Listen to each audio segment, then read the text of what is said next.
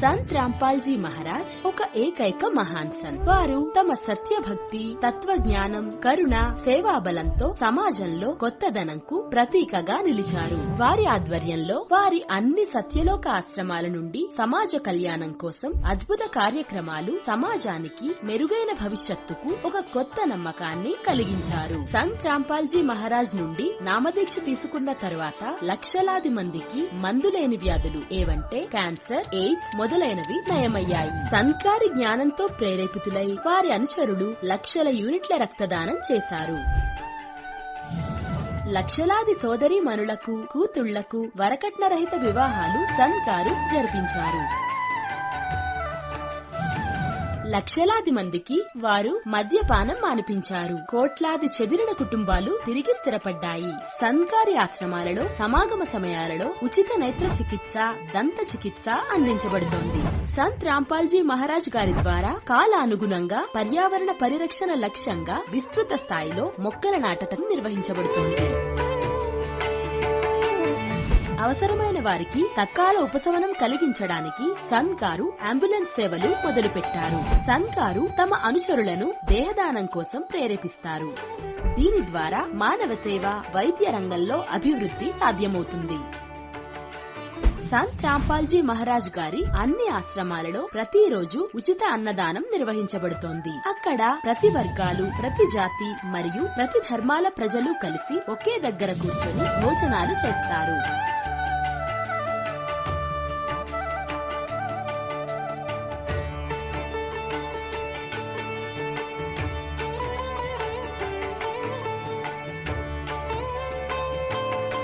సంత్ రాంపాల్జీ మహారాజ్ గారి ఆశ్రమంలో వేలాది మంది వృద్ధులకు గౌరవం, ప్రేమతో జీవనం జీవించే అవసరం కల్పిస్తారు. వారికి తినడానికి, ఉండడానికి, ఆరోగ్యానికి పూర్తి బాధ్యతను సంత్గారు తీసుకుంటారు.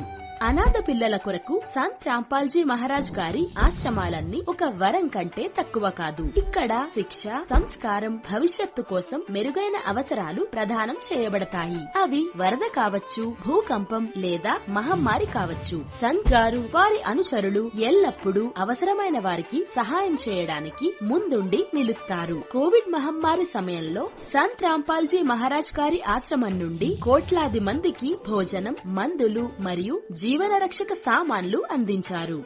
పేదలకు సహాయమైన లేదా శోషితులకు మరియు బాధిత వర్గాల హక్కులు, గౌరవం కోసం పోరాటమైన సంత్గారు ఎల్లప్పుడూ వారి స్వరాన్ని ప్రభుత్వాల వరకు చేరవేశారు.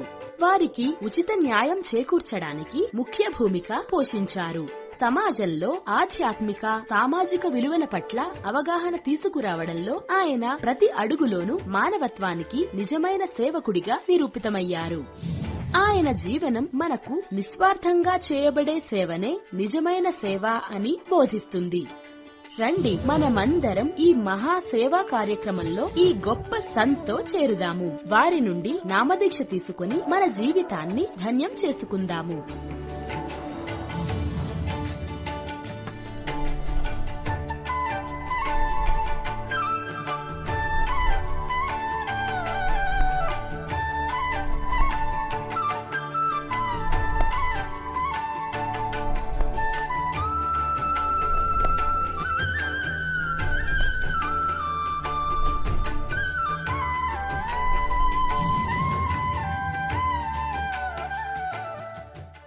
పరమపిత పరమాత్మ పూర్ణ బ్రహ్మ సర్వసృష్టి రచనాకారుడు కబీర్ పరమాత్మని దివ్యాశీస్సులతో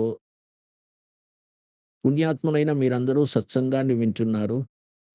మాత పితా మిల్ జావేంగే లఖ్ 84 మాహీ सतगुरु सेवा और बंदगी ये फेर मिलन की नहीं. మన పరమపిత కబీర్ భగవానుడు వచ్చి ఈ నిద్రించిన ఆత్మలను మేల్కొల్పారు. ఎవరైతే కాలుని భంగ్ తాగిన మత్తులో తమ జీవితాల్ని నాశనం చేసుకుంటున్నారో,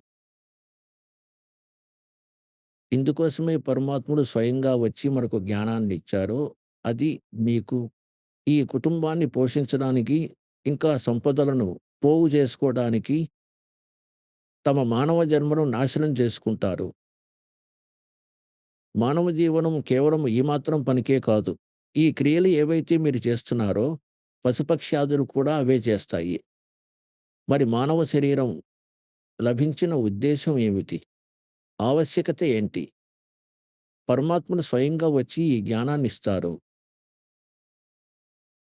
ఇంకా ఈ జ్ఞానానికి ముందు కొంత అజ్ఞానాన్ని చేసి కాలుని దూతలు, కాలుని సంతులు ప్రేరేపిస్తూనే ఉంటారు. కానీ వారి దగ్గర సమాధానం ఉండదు.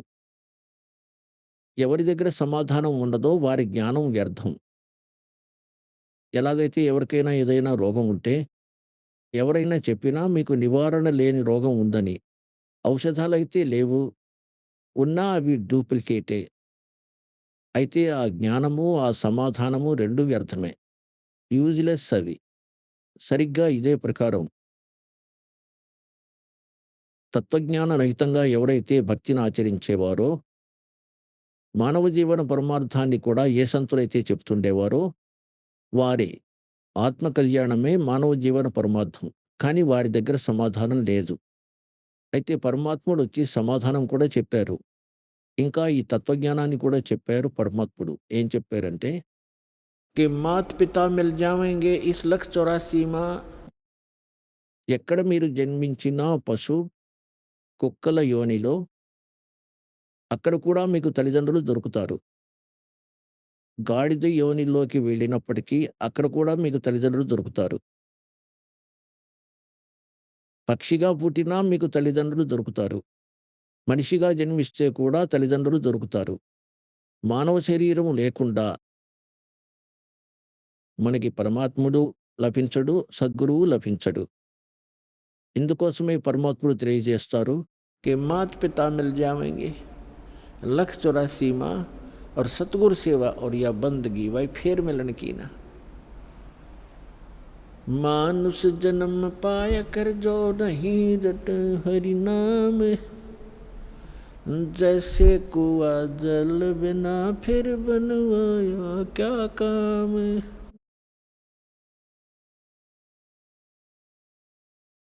ఏ కూపంలో అంటే ఏ బావిలో నీళ్లు ఉండవో, బయటి నుండి ఎంత అందంగా చిత్రించినా, ఎంత పటిష్టమైన స్ట్రక్చర్ అయినా యూజ్‌లెస్ అది. అది ఏమాత్రం లాభం లేదు. అందులో నీళ్లు లేనప్పుడు ఇదే ప్రకారంగా మానవ జన్మ ప్రాప్తించిన ప్రాణి ఎంత ఉన్నతమైన పోస్ట్ దొరికినా, ఎంత అందమైన శరీరం ఉన్నా అతనిలో భక్తి లేనప్పుడు, సద్భక్తి లేనప్పుడు అది ఎలా అంటే ఎలాగైతే నీళ్లు లేని బావి లాంటిది. మానుష జన్మ పాయకర్ जो नहीं रटे हरि नाम जैसे कुआं जल बिना बनवाया क्या काम। मानुष जन्म दुर्लभ है ये मिलन बारंबार जैसे तरवर से पत्ता टूट गिरे वो बोर न लगता डर। ఇందుకోసమే పరమాత్మ జ్ఞాపకం చేస్తూ ఉంటారు. మీకు మానవ శరీరం ప్రాప్తించింది. ఇంకా మీకు సద్గురువు కూడా ప్రాప్తించారు. అయితే మళ్ళీ ఏం చెప్తారంటే, సమझा है तो सिर धर पाओ బహుర్ నహీ రే ఐసా దావ్. మళ్ళీ పరమాత్మ మనకి జ్ఞాపకం చేసేది ఏంటంటే, రామ నామ రటతే రహో జబ్ తక్ ఘట్ మే ప్రాణ कभू तो दीन दयाल के है भनक पड़ेगी कान। आज कहे मैं काल भजूं और काल कहे फिर काल आज काल के करते ही तेरा समय जावेगा चाल। आज कला लीजियो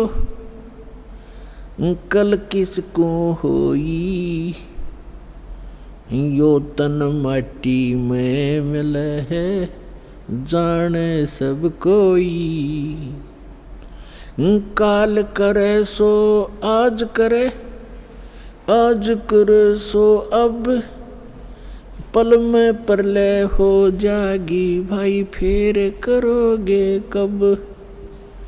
आज कला हाली जियो, कल किसको होई, ये तो न माटी में मिले है, जाने सब कोई। लखी करोड़ी चले गए, बहु जोड़े खजाना, जातन चंदन लेपते सो धरे मसाना। अस्थि घोड़े पाल की, दल बल बहु साजा, वो 1.25 लाख संगी गए, वो रावण से राजा। लखी करोड़ी चले गए, बहु जोड़े खजाना, जातन चंदन लेपते सो धरे मसाना। अस्थि घोड़े पाल की, दुलबुल बहु साजा, 1.25 लाख संगी गए, वो रावण से राजा। कुंभकर्ण से वीर थे, वो लंका छत्रधारी, बिना नाम वंश डूबेगा न्यो, समझावे नारी। विभीषण पद भेद दिया, वो निर्गुण निर्वाणा, रावण दुई बिसार रे, तज गर्भ गुमान। बड़चक विकाल चक्कर पड़े, जिन नाम बिसारा, कंस के सी चाणोर से धर बाल पछारा। हिरणा कुछ समझा नहीं, प्रहलाद पढ़ावे, उदर विनाशा आन के तब कौन छुटावे। जरासंध से मारिया और सहसरा बाहू, ग्रह से गज छुटाई या निज नाम है साहू। दुशासन पर ले गए वो 71 भाई, दुर्योधन की देह को तन गीद ना खाई। सूक्ष्म रूप धर कर किनी कबीर सहाय, कृष्ण को तो महिमा दीनी है सतबाए। सूक्ष्म रूप धर कर किन्नी कबीर सहाय, श्री कृष्ण को तो महिमा केवल दीनी है सतबाय। मोक्ष मुक्ति सतनाम से भजली जो सोई, अगम दीप सतलोक में तब बासा होई। 88 दीप में उत्पत्ति की खानी, दास गरीब सत भक्ति मिले तब सथिर होत प्राणी। పుణ్యాత్ములారా, మీకు జన్మనిచ్చిన తల్లిదండ్రులు ఎవరైతే ఉన్నారో వారు ధన్యులయ్యారు. ఎందుకంటే మంచి సంతానము మంచి తల్లిదండ్రులకు ప్రాప్తిస్తుంది. మంచి సంతానం అంటే భగవంతుని పట్ల భయం కలిగిన వారు, పరమాత్మని యందు తపనతో తిరిగేవారు, ఇంకా చెడు గురించి భయపడేవారు, వారే మంచి సంతానం. ఇంకా వారు మంచి తల్లిదండ్రుల యందు జన్మిస్తారు. ఇంకా ఏ సంస్కారం అయితే మీకు ప్రాప్తించిందో అది చాలా తక్కువ ఛాన్స్ ఈ మానవ జన్మలో. మీరు బాలకులు, మీకు జ్ఞానం లేదు. ఈ దాసుని ఈ మార్గానికి మాస్టర్ చేశారు కబీర్ భగవానుడు. ఈ దాసునికి తెలుసు మీరెంతటి విలువైన వారో, ఎంతటి పుణ్యకర్ములైన ప్రాణులో. ఎందుకంటే రత్నానికి తన విలువ తనకి స్వయంగా తెలియదు. స్వర్ణకారుడు మాత్రమే వెలకట్టగలడు. ఇప్పుడు ఏం చెప్తారంటే పరమాత్ముడు, ఆజ్ కలా హాలీ జియో కల్ కిస్కు హోయి, और ये तन माटी में मिले जाने सब कोई. అందరికీ తెలుసు మరణిస్తామని. అన్నిటికంటే పెద్ద పొరపాటు ఏంటంటే మనం ఇప్పుడే మరణించమని అనుకోవటం. ఎప్పుడు చనిపోతాము? అప్రాక్సిమేషన్ ఏంటంటే, అంటే ఎలాగైతే 20, 30 సంవత్సరాల పిల్లవాడున్నాడో, పిల్లవాడు గాని, పిల్ల గాని, వాళ్ళు స్వభావం చేత నిశ్చింతగా ఉంటారు. 100 ఏళ్ల దరిదాపులో మరణిస్తారని. 70, 80 సంవత్సరాలు చాలా ఎక్కువ. అంతేకాదు 40, 50 సంవత్సరాలు వాళ్ళు ఆలోచిస్తారు. ఇప్పుడే చనిపోము చాలా కాలం బ్రతుకుతామని. ఇంకా ఎవరైతే 70, 80 సంవత్సరాల మధ్యలో ఉంటారో వాళ్ళు అనుకుంటారు ఇప్పుడే మరణించమని. ఇంకా ఎవరైతే 90 సంవత్సరాల దరిదాపులో ఉన్నారో వాళ్ళు ఇలాగే ఆలోచిస్తున్నారు. ఇంకో 5, 10 సంవత్సరాల కాలం బ్రతికి ఉండవచ్చు అని.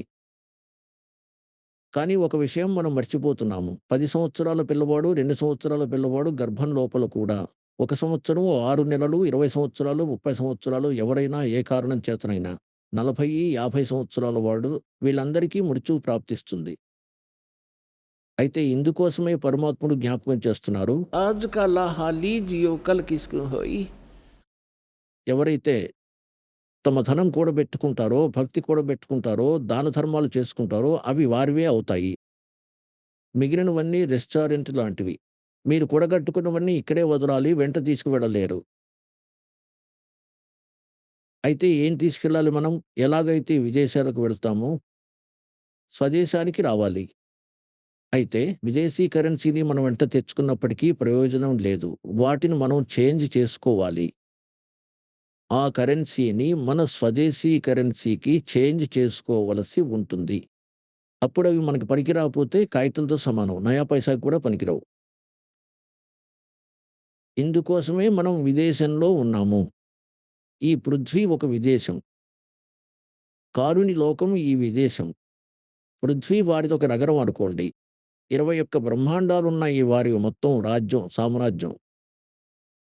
మనం సత్యలోకం నుండి వచ్చాము. తిరిగి వెళ్ళేందుకు ఇప్పుడు సిద్ధమవుతున్నాము. అయితే మనం ఇక్కడి వస్తువులేవీ తీసుకువెళ్ళలేము. ఇందుకోసమే మనం కరెన్సీని చేంజ్ చేయవలసి ఉంటుంది.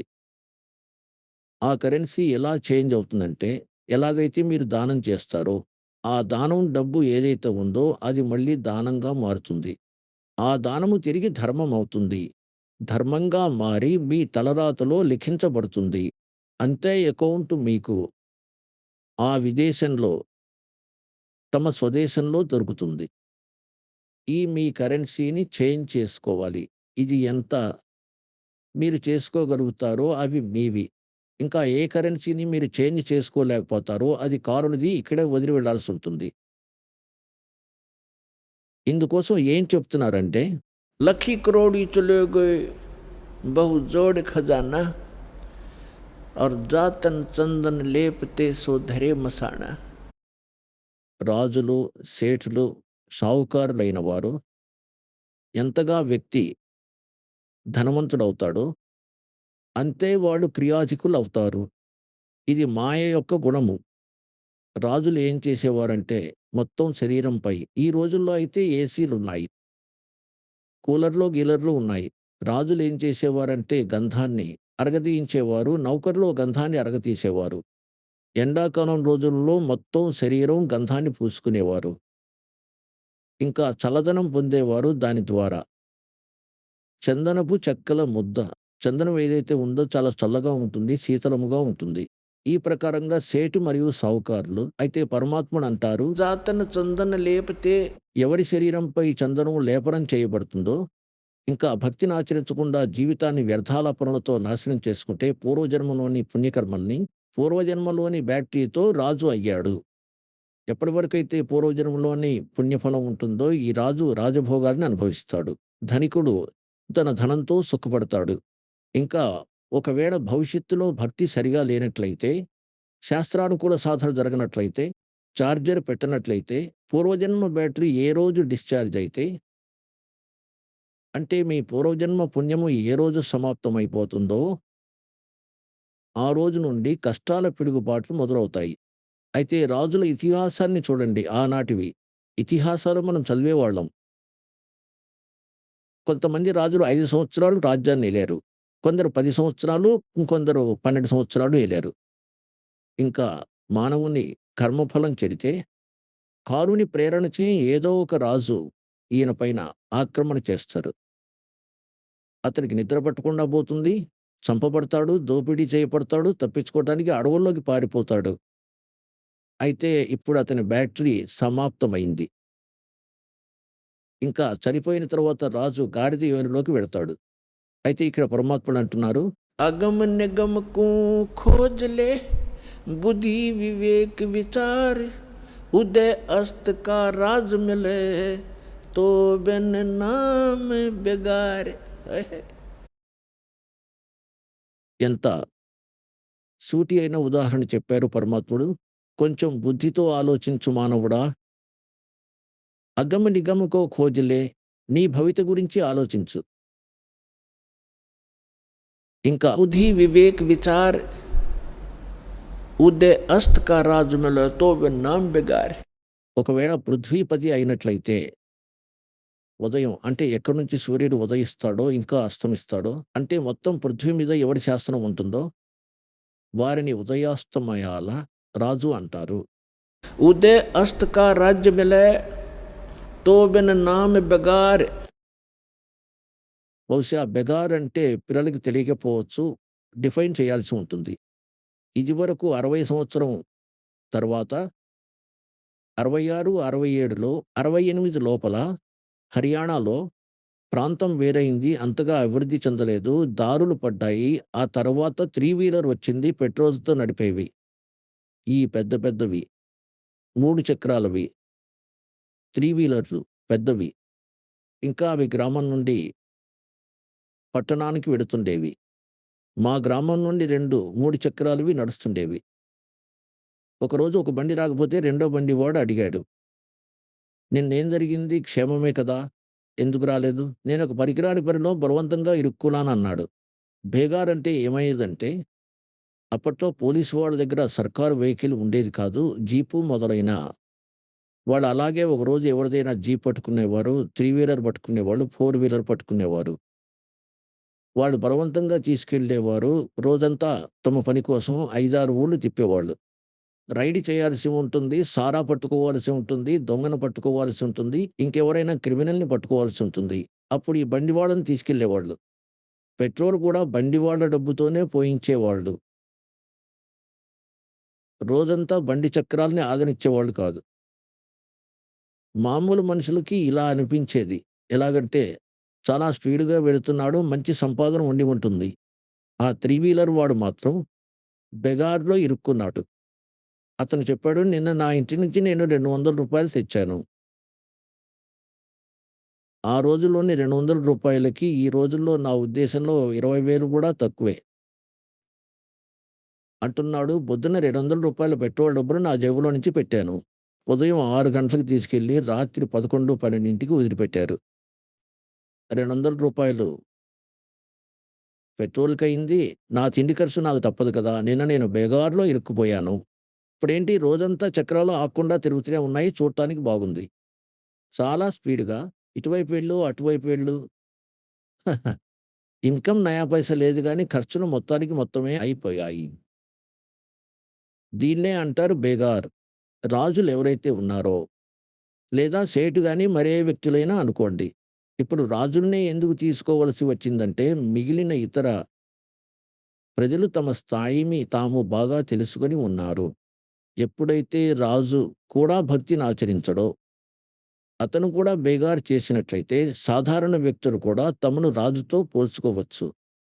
ఎవరైతే భక్తిని ఆచరించకుండా కేవలం మాయను పెంపొందిస్తుంటారో, అయితే ఆ రాజుకి పూర్వజన్మ పుణ్యకర్మ ఫల సంపాదన ఉంది. దాని ఆధారంగా ఆ సంపాదనతో అతను చాలా అట్టహాసంగా కనపడుతూ ఉంటాడు. జయ జయ ధ్వానాలు, ఎక్కడికి వెళ్ళినా మాలలు వేసేవాళ్ళు, జయ జయకారాలు చేసేవారు. మేళతాళాలతో ఎంతో వైభవంగా ఉంటుంది ముందు వెనక. ఆ అమాయకపు ఆత్మ తన పూర్వజన్మ ఆ బ్యాటరీని, అంటే తన పూర్వజన్మ సంపాదనను సమాప్తం చేస్తున్నాడు. ఇక ముందు ఛార్జరే లేదు. అంటే భవిష్యత్తు కోసం అతను భక్తిని ఆచరించడం లేదు. అంటే బేగార్ చేస్తున్నాడు. బేగార్ తన సంపాదనను నాశనం చేసుకుంటున్నాడు. క్షణమాత్రమైనా శాంతి లేదు. అయితే ఇక్కడ గరీబ్ దాస్ సాహెబ్ గారు పరమాత్ముని చే ప్రాప్తించిన జ్ఞానాన్ని ఆధారంగా చేసుకొని అంటారు,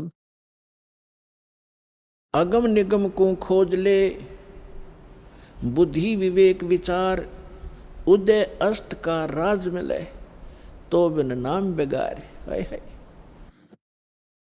పుణ్యాత్ములారా, హృదయం వికలమవుతుంది కొద్దిపాటి స్పృహ ఉన్నా. కొంచెం వివేకంతో ఉన్నా మన బుద్ధి మీద బండబడింది. ఇప్పుడు మనం పూర్ణ రూపంలో ఎంత విద్వాంసులైనా, ఇంజినీర్లైనా, డాక్టర్లమైనా, ఇంకా ప్రధానమంత్రి అయినప్పటికీ మనం భక్తి మార్గంలో శూన్యులం. మన ఆధ్యాత్మిక మార్గం శూన్యం. ఎవరైనా పూర్వజన్మ ప్రేరణతో ట్రై చేసినప్పటికీ వాళ్ళు బండను మోస్తున్నట్లే, శాస్త్రవిరుద్ధమైన సాధన చేస్తూ. మీరు సౌభాగ్యవంతులు, ఈ జ్ఞానాన్ని వినగలుగుతున్నారు.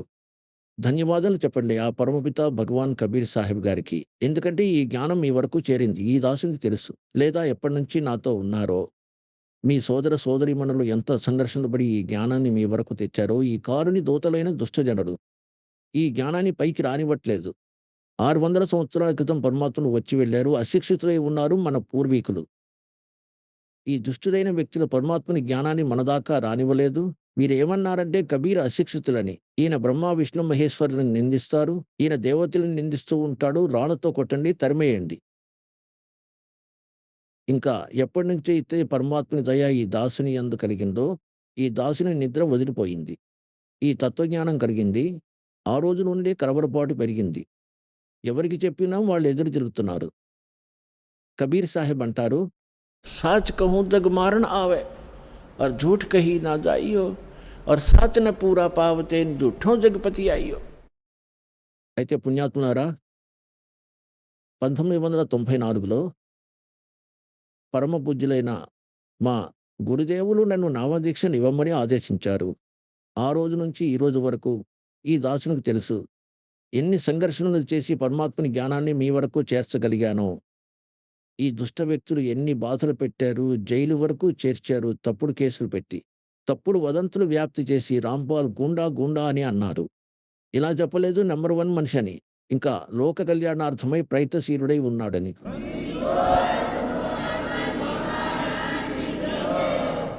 అయితే పుణ్యాత్ములారా, మీ సోదర సోదరీమణుల వరకు ఈ జ్ఞానాన్ని చేర్చడం మీ కర్తవ్యం. ఈ మార్గంలో అన్నిటికంటే ముందు మీరు సహనశీలురై ఉండాలి. ఎందుకంటే ఇది ఎటువంటి జ్ఞానం అంటే, ఒక్కసారి విన్నారంటే వాళ్ళలో అలజడి వచ్చి తీరుతుంది. ఎలాగైతే మీరు మీ చిన్న తమ్ముడు చెల్లెళ్లకు, చిన్నపిల్లలకు మెడిసిన్ తినిపించేటప్పుడు వాళ్ళ నాలుక మీద పెట్టినప్పుడు వాళ్ళు ఉమ్మేస్తారు, ఇంకా ఏడుస్తారు. వాళ్ళ తల్లిదండ్రుల బట్టలను పట్టుకొని నా నోరంతా చెడిందంటారు. ఏం పర్వాలేదు, వాళ్ళు మనవాళ్లే అనే ప్రేమతో ఎవరైతే దీన్ని విరోధిస్తున్నారో వాళ్ళు మనవాళ్లే కదా, వాళ్ళ కోసమే ఈ ప్రయత్నం అంతా. వారి జీవన రక్షణ కోసమే. మళ్ళీ వాళ్ళకి నెమ్మది నెమ్మదిగా ఆ టాబ్లెట్లు, ఇంజెక్షన్ తేవలసే ఉంటుంది. వారితో తినిపించాల్సే ఉంటుంది. అప్పుడు వాళ్ళకి స్వస్థత చేకూరుతుంది. అందుకోసమే ప్రతి ఒక్కరి కర్తవ్యమవుతుంది పరమాత్మని ఈ మార్గంలో సహకారం ఇవ్వడానికి. కానీ ఈ మార్గం లోపల మనం భక్తులం. భక్తులది తగాదా పెట్టుకునే కర్తవ్యం కాదు. పరమాత్ములు స్వయంగా వచ్చారు. వారి పట్ల ఎన్నో అవమానాలు జరిపారు. అయినా ఆ పరమేశ్వరుడైన కబీర్ గారు ఎవరికీ శాపాన్ని ఇవ్వలేదు. ఇన్ని అవమానాలు చేసినప్పటికీ. ఇంకోసారి ఎప్పుడైనా చెప్తాను. ఎందుకంటే మీకు మొదట ఈ జ్ఞానాన్ని తెలియచేస్తాను. వేదాలు, పురాణాలు, గీతను పరిచయం చేస్తాను. అప్పుడు మీ బుద్ధి ఇది స్వీకరిస్తుంది. కబీర్ ఈజ్ గాడ్ అని.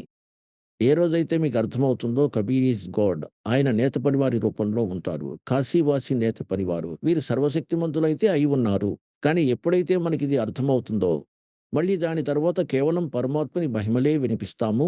పరమాత్మని అమరవాణి ద్వారా మీ ఆత్మను ప్రకంపించడం జరుగుతుంది. కళ్ళ నుంచి నీళ్ళొస్తాయి.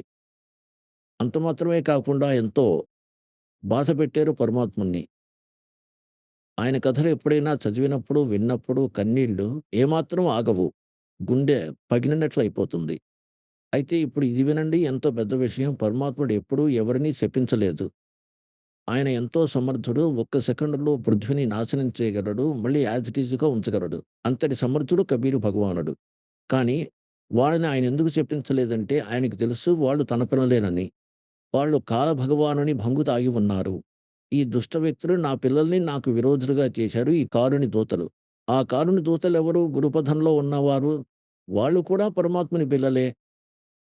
అయితే పుణ్యాత్ములారా, ఎప్పుడైతే మీ బుద్ధి, మీ ఆలోచనా స్థాయి ఇంతగా పైకి పెరిగినప్పుడు మనం ముందుకు వెళ్ళగలుగుతాం. లేదంటే రోజు ఎవరితోనో పోట్లాడి చస్తుంటారు. వాళ్ళు కాచు కూర్చున్నారు. అయితే మనం మన మిషన్‌ని సఫలం చేయాలి. మనల్ని మనం రక్షించుకుంటూ ఉండాలి. ఇంకా పరమాత్ముని జ్ఞానాన్ని వాళ్ళ పిల్లల వరకు అందజేయాలి అంటారు. ఆత్మ ప్రాణ ఉద్ధార్ హి ఐసా ధర్మ नहीं और జీవుని ఉద్ధరించటానికి మించి వేరే పుణ్యం లేదు. చూడండి, పక్షులకి దాణా వేయటం కూడా ఒక విధమైన పుణ్యమే.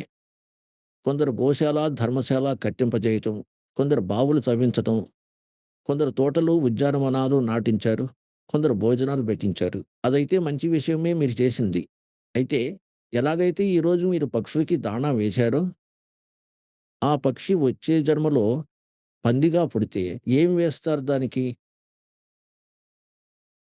ఈరోజైతే మనం పశువుల కోసం గోశాల నిర్మించాం, ఆవుల కోసం.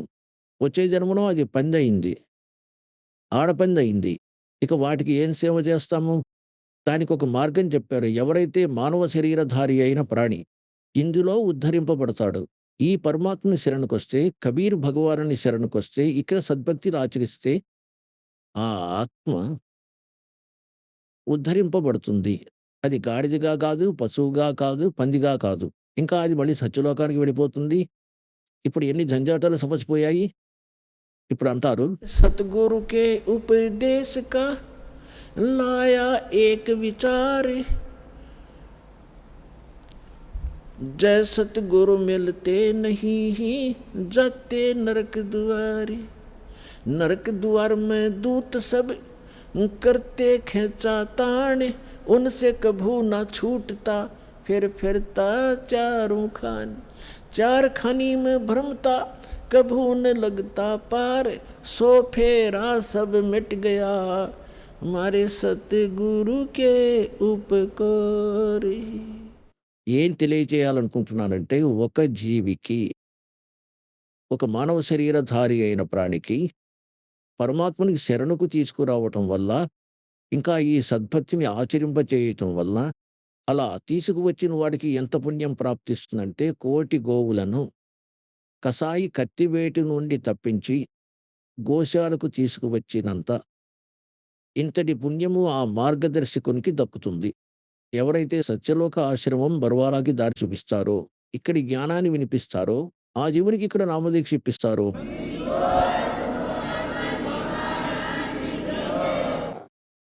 అయితే తరువాత మళ్ళీ అంటారు ఆ భక్తుడు మొత్తం బైపాస్‌లో వెళ్ళిపోతాడు. సద్గురు మిల్ గए सतगुरु के उपदेश का लाया एक विचार और जय सतगुरु मिलते नहीं हम जाते नरक द्वार नरक द्वार में दूत सब फिर करते खेचा ताण उनसे कभू ना छूटता फिर फिरता चारों खान चार खानी में भ्रमता और कभू न लगता पार और सो फेरा सब मिट गया मेरे सतगुरु के उपकार। ఇప్పుడు అతను పశువుగా కాడు, పక్షిగా కాడు, ఇంకెవరు నరకానికి పోరు. అయితే ఎంత బైపాస్‌ని తప్పించేశారు పరమాత్ముడు. తన కృపచేత సత్యనామం వల్ల ఎంత బైపాస్ చేసి వెళ్ళారు. అయితే ఈ ప్రకారంగా అంటారు, ఆత్మ ప్రాణ ఉద్ధార్ హి ఐసా ధర్మ నీ ఓర్ దీనికి మించిన పుణ్యాలు ఏవీ లేవు ప్రాణికి. పుణ్యాలైతే ఇంకా ఉన్నాయి. కానీ మీరు పరోపకారం చేయాలనుకుంటే, మీ హృదయంలో దయ ఉంటే, ప్రాణుల పట్ల, మానవ శరీరధారి అయిన ప్రాణులకు మనుష్య జీవనము ప్రాప్తింపచేయండి. మన ఇంటి ముందుకొచ్చిన పక్షులకు దానా వేయటం తప్పేమీ కాదు. కుక్క వస్తే రొట్టె వేయండి, మన ఇంటి దగ్గరే వేయండి. విశేష స్థలాల చుట్టూ తిరక్కండి. ఇది వ్యర్థం. ఇంకా అతిథి వస్తే అతనికి భోజనం పెట్టండి. ఎవరైనా అడుక్కునే వాళ్ళు వస్తే వాళ్ళకి డబ్బులు ఇవ్వకండి. చాలామంది భక్తులు అంటారు, మా హృదయంలో దయ తరిగిపోతుంది అలా భిక్షగాడికి డబ్బులు ఇవ్వకపోతే. పరమాత్ముడు అంటారు, దయను కూడా ఎలా ప్రయోగించాలంటే విధి విధానాలను అనుసరించి చేయాలి. లేకపోతే అది మీ భక్తి నాశకము, ఇతరులకు హానికారకము. ఇతరులకు కూడా హాని చేస్తుంది. ఎలాగైతే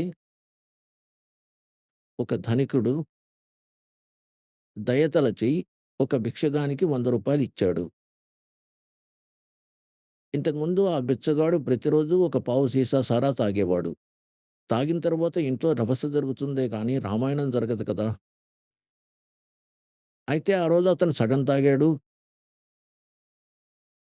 అంటే సగం సీసా సారా తాగాడు. ఇంటికెళ్ళి తగాదా పెట్టుకున్నాడు. భార్య పిల్లల్ని బాగా కొట్టాడు. దాంతో అతని భార్య పిల్లలతో సహా బావిలో దూకింది. అందరూ చనిపోయారు. ఇప్పుడు ఇతనికి దానం చేసిన ఆ దయాళువు ఈ బిచ్చగాని కుటుంబాన్ని నాశనం చేశాడు. అయితే ఈ దయ చెడ్డది. ఇటువంటి దయ చేయనే కూడదు. ఒకవేళ బిచ్చగాడు వస్తే రొట్టె తిను బాబు అని రొట్టెనివ్వండి. బట్టలు లేకపోతే బట్టలు కుట్టించి ఇవ్వండి. కుట్టించకుండా ఇస్తే వెళ్లి అమ్మేస్తాడు. సారాయి తాగేస్తాడు. ఒకసారి ఒక భక్తుడు చెప్పాడు, ఒకరోజు నేను పార్కులో విహారానికి వెళ్ళాను. అక్కడ ఇద్దరు నకిలీ బాబాలు కూర్చున్నారు. ఇద్దరో ముగ్గురో ఉన్నారు. వాళ్ళు అడుక్కోగా వచ్చిన డబ్బంతా కూడగట్టుకొని సాయంత్రానికి ఆ రోజు వాళ్ళ దగ్గర మొత్తం కలిపి 20 లేదా రూ. 25 అయ్యాయి. వాళ్ళంటున్నారు దీంతో ఏం కాదు. కనీసం ఒక్కళ్ళు తాగడానికి సరిపడేంత కూడా లేవు. వాళ్ళలో ఒకడన్నాడు, "సరే ఏం చేద్దాం నేనొక్కడినే తాగుతాను" అని చెప్పి రూ. 25 తీసుకొని వెళ్ళిపోయాడు. ఆ రోజు అతడొక్కడే తన పని కానిచ్చుకున్నాడు. మీకోసం రేపు పోగు చేసి ఇస్తానన్నాడు. అయితే ఇప్పుడు చెప్పండి, ఇటువంటి దుష్టులకి దానం చేసి పుణ్యాన్ని సంపాదించుకుంటారా? మీ మోక్షాన్ని కోరుకుంటున్నారా? అయితే దానాన్ని కూడా అంటారు, గురు బిన్ మాలా ఫేర్తే గురు బిన్ దేతే దాన్ గురు బిన్ దోనో నిష్ఫల్ హై చాహే పూఛో వేద పురాణ్. అయితే గురువుకి కాకుండా మీరిచ్చే దానం ఏదైనా అది వ్యర్థంగానే ఉంటుంది. अगम निगम को खोज ले बुद्धि विवेक विचार उदय अस्त का राज मिले तो वे नाम बिगार. పరమాత్ముడు మీ యందు దయ చూపించాడు. మానవ శరీరాన్ని ఇచ్చి ఈ సమయంలో ఇప్పుడు పరమాత్ముడు బ్యాన్‌ని తీసేశారు.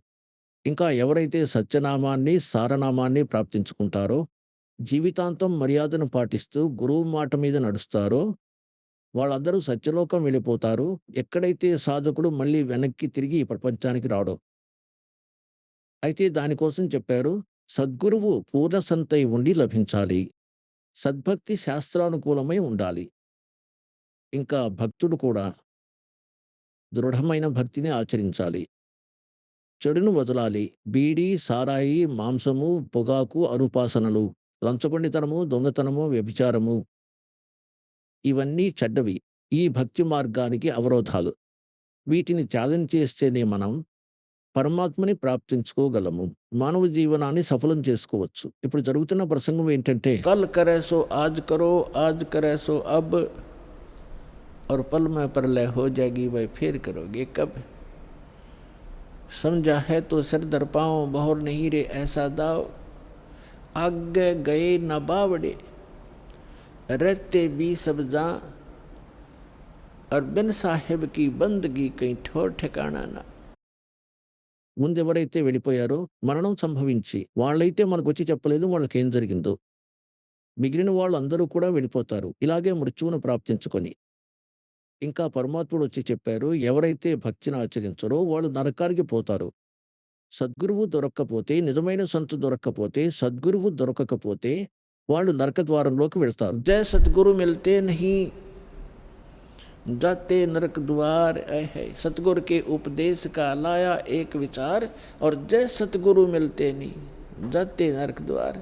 नरक द्वार में दूत सब करते खेचा ताण उनसे कभू ना छूटता फिरता चारों खान. 4 కోశాలు ఉంటాయి. అవి అండజ, క్షీరద, చేతజ, ఉద్భుజాలు. ఈ 4 ప్రకారాలుగా ప్రాణుల ఉత్పత్తి జరుగుతుందో, ఈ 84 లక్షల ప్రకారాలుగా ప్రాణుల జీవనం ఏదైతే ఉందో దాన్ని 4 కోశాలుగా 4 విభాగాలుగా పంచారు. 4 డివిజన్లు ఉన్నాయి వీటికి. और 4 खानी में भ्रमता कबू ना लगता पार सो फेरा सब मिट गया मेरे सतगुरु के उपकार. మళ్ళీ అంటారు, ఇటువంటి సద్గురువు మహిమ ఏమని చెప్పను. सात समुद्र की मसी करूं लेखनी करूं बन राय धरती का कागज करूं గురు గుణ లిఖ్యో న జాయ్. హోయ్ హోయ్.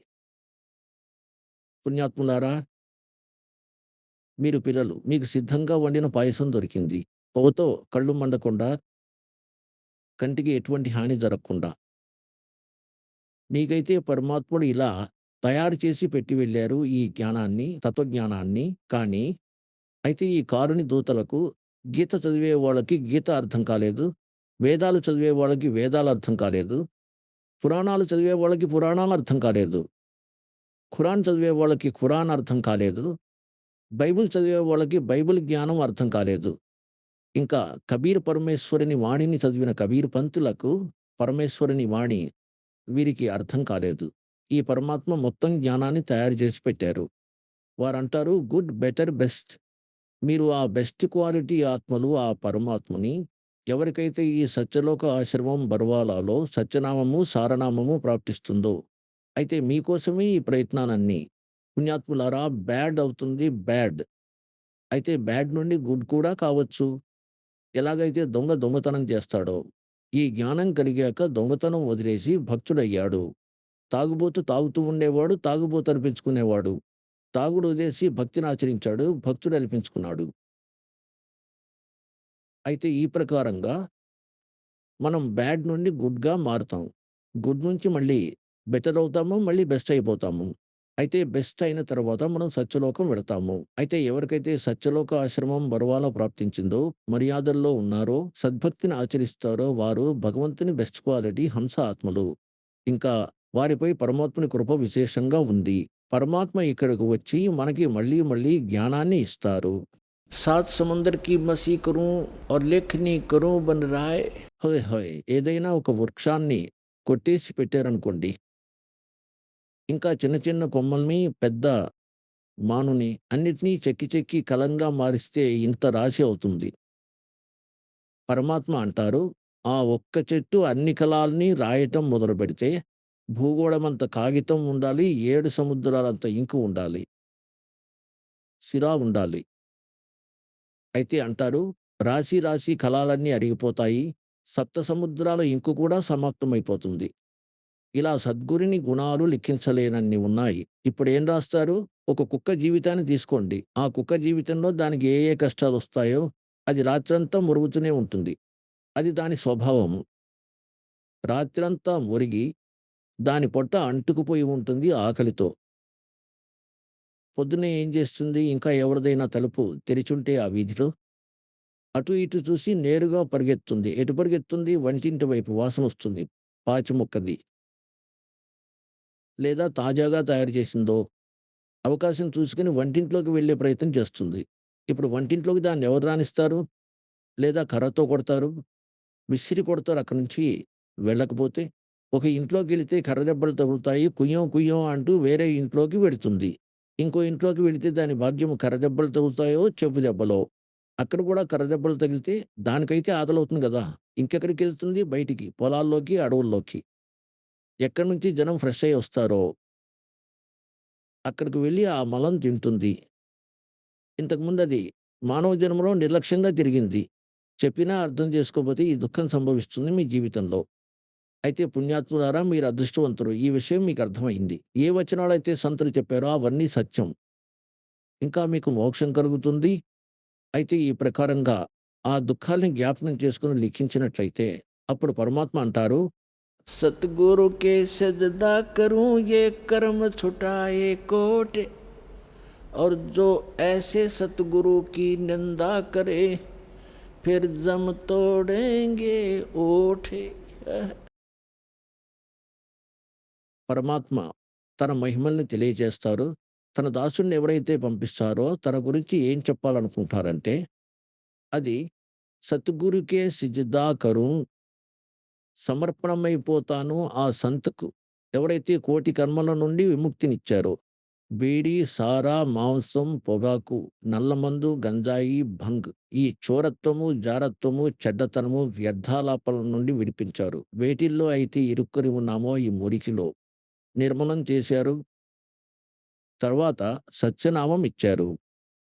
అంటారు, సద్గురుకే సజదా కरूँ ये कर्म छुटाए कोट अरे ऐसे संत की जो निंदा करे कहते फिर जम तोड़ेंगे होठ. యమదూతలు ఎలా కొడతారంటే కర్ర తీసుకొని మూతి మీద, నెత్తి మీద, వెనక, ముందు చూడరు ఇటువంటి వ్యక్తుల్ని. అయితే ఇక్కడ పరమాత్ముడు అంటారు, గురు మానుస్ కర్ జానతే. అయితే ఇటువంటి సంతును అంటారు మనుషులతో జమకట్టకూడదు. అలాగైతే పుణ్యాత్ములారా, భగవంతుడు భగవంతుడే అవుతారు. ఇంకా ఆ పరమాత్ముడు, భగవంతుడు స్వయంగా కూడా వస్తారు. యాజ్ ఏ గురువు ఒక లీలని చేయటానికి. ఎప్పుడైతే ఆయన స్వయంగా వచ్చారో, మనం ఇక్కడే దెబ్బతిన్నాము. 64,00,000 మంది శిష్యులు కావటం కాదు ఒక బీదవానికి.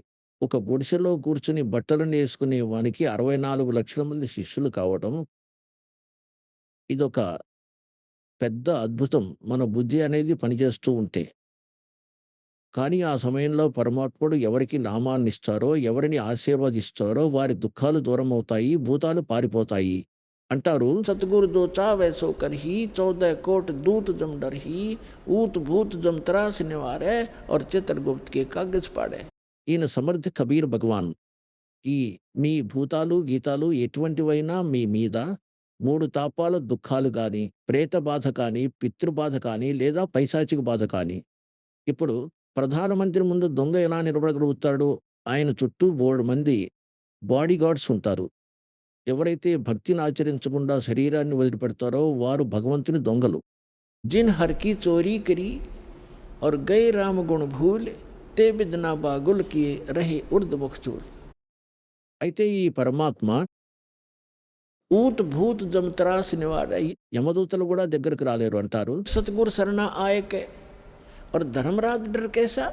ధర్మరాజు గారి సేవకులు యమదూతలు ఎవరైతే వచ్చి బాధిస్తారో ప్రధానమంత్రి గాని మృత్యువు తర్వాత మెడపట్టుకొని తీసుకువెళ్తారు.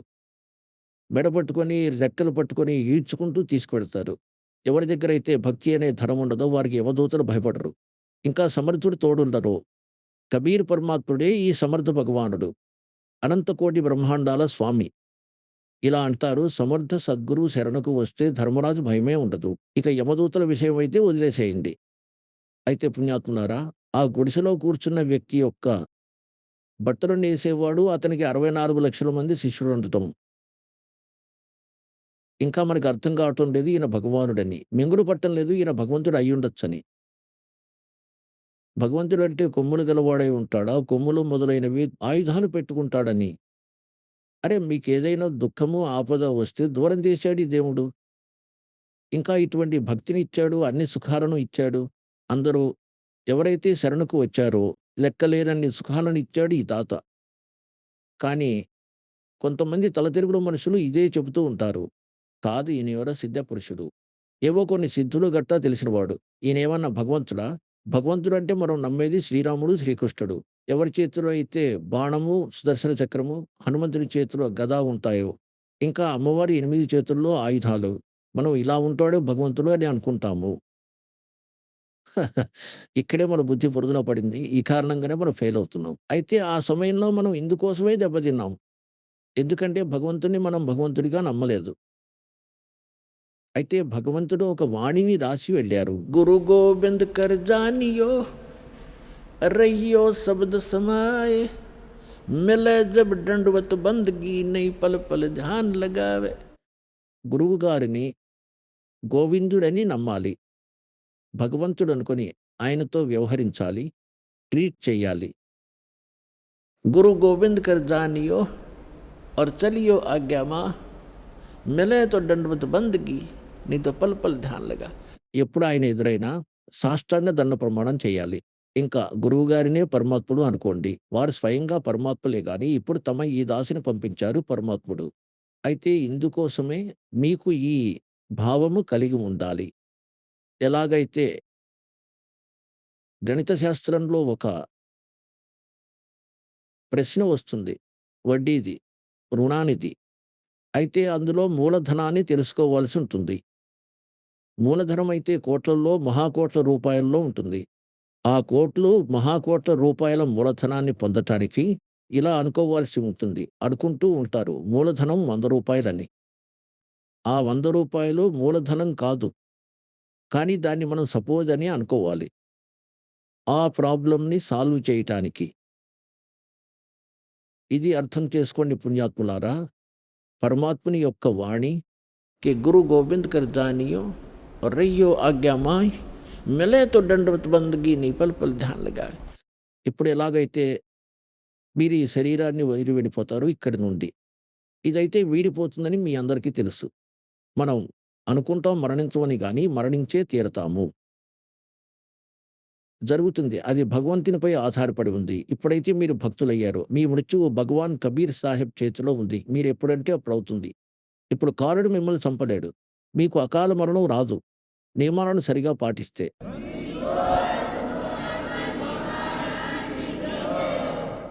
అయితే మనం ఇక్కడి నుండి వెళ్ళవలసే ఉంటుంది. ఎప్పుడైతే మీరిక్కడ శరీరాన్ని వదిలి వెడతారో, అయితే పైకి వెళ్ళాక ఎటువైపు చూసినా మీకు ఈ దాసుని రూపంలో ఆ కబీర్ పరమేశ్వరుడు మీకు నిలబడి ఉన్నట్టుగా కనపడతారు. ఎవరైతే కాలుని దూతలు ఇక్కడ సంతులు వచ్చారు. వాళ్ళ రూపం అనిపిస్తుంది. కానీ కాలుడు సంతుల రూపంలో నిలబడి ఉంటాడు. అయితే వారక్కడ ఏ గురువు శరణులో ఉంటారో అక్కడికి వెళ్ళాక వాళ్ళు తమ గురువు దగ్గరికే వెడతారు.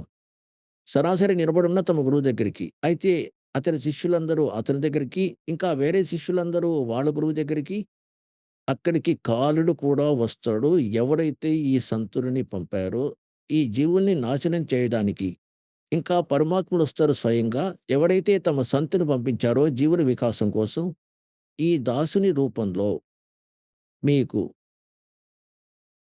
అక్కడ పరమాత్ముడు కలుస్తారు. మీకు ఇంకొక సూచన ఇవ్వబడుతుంది. ఎప్పుడైతే మీరు గురువుగారి దగ్గరికి వెడతారో, ప్రణామం చేస్తారు. అయితే అందులో ఒక అభ్యాసం చేయండి. సత్యనామ స్మరణ తప్పక చేయండి. ప్రథమ నామం దొరికితే దాని స్మరణ తప్పక చేయండి. ఎలాగైతే ప్రణామం చేస్తూ చేస్తూ మీరు ఒక శ్వాస స్మరణము మీరు తేలిగ్గా చేయొచ్చు. అయితే దానివల్ల ఏం జరుగుతుంది? ఇక్కడైతే అభ్యాసం ఉండనే ఉంటుంది. ఈ భక్తిని ఆచరించవలసే ఉంటుంది. అయితే దీనివల్ల ఏమవుతుంది? మీరు ఎప్పుడైతే అక్కడికి వెడతారో ఒక త్రికుటి, ఒక ఇంటర్నేషనల్ ఎయిర్‌పోర్ట్ అనుకోండి త్రికుటి. ఎప్పుడైతే అక్కడికి చేరుకుంటారో అప్పుడక్కడ మీకు పరమాత్మ కలుస్తారు ఈ దాసుని రూపంలో. అక్కడ కాలుడు కూడా మిమ్మల్ని మోసం చేసేందుకు ఈ దాసుని రూపం ధరించి ఉంటాడు. ఆ సమయంలో మీరక్కడ చేయవలసింది సత్యనామ స్మరణ. ఎందుకంటే అక్కడికి వెళ్ళిన తర్వాత సత్యనామమే ఉంటుంది మీ దగ్గర. సారనామం అయితే ఉండనే ఉంటుంది. సత్యనామం కూడా ఉంటుంది. అయితే మీరు సత్యనామము మరియు సారనామ జపము చేయాలి. అయితే సత్యనామము జపించినంత మాత్రానే ఒకవేళ ప్రథమ మంత్రము ప్రాప్తించినట్లయితే అందులో మొదటిది, చివరిది 2 ఉంటాయి. ఈ 7 మంత్రాల్లో. అయితే ఈ 2 మంత్రాలు అద్భుతమైన మంత్రాలు. వీటిని కూడా జపించినట్లయితే ఏమవుతుందంటే అక్కడ కారుడు పరమాత్మునికి బదులుగా స్వయంగా కారుడు ఈ దాసుని రూపంలో నిలబడితే ఈ స్మరణ ద్వారా వెంటనే అతని ముఖం మారిపోతుంది. మొహం మీదున్న పొర తొలగిపోతుంది. అతని నిజస్వరూపమైన దుష్టముఖము బయటపడుతుంది.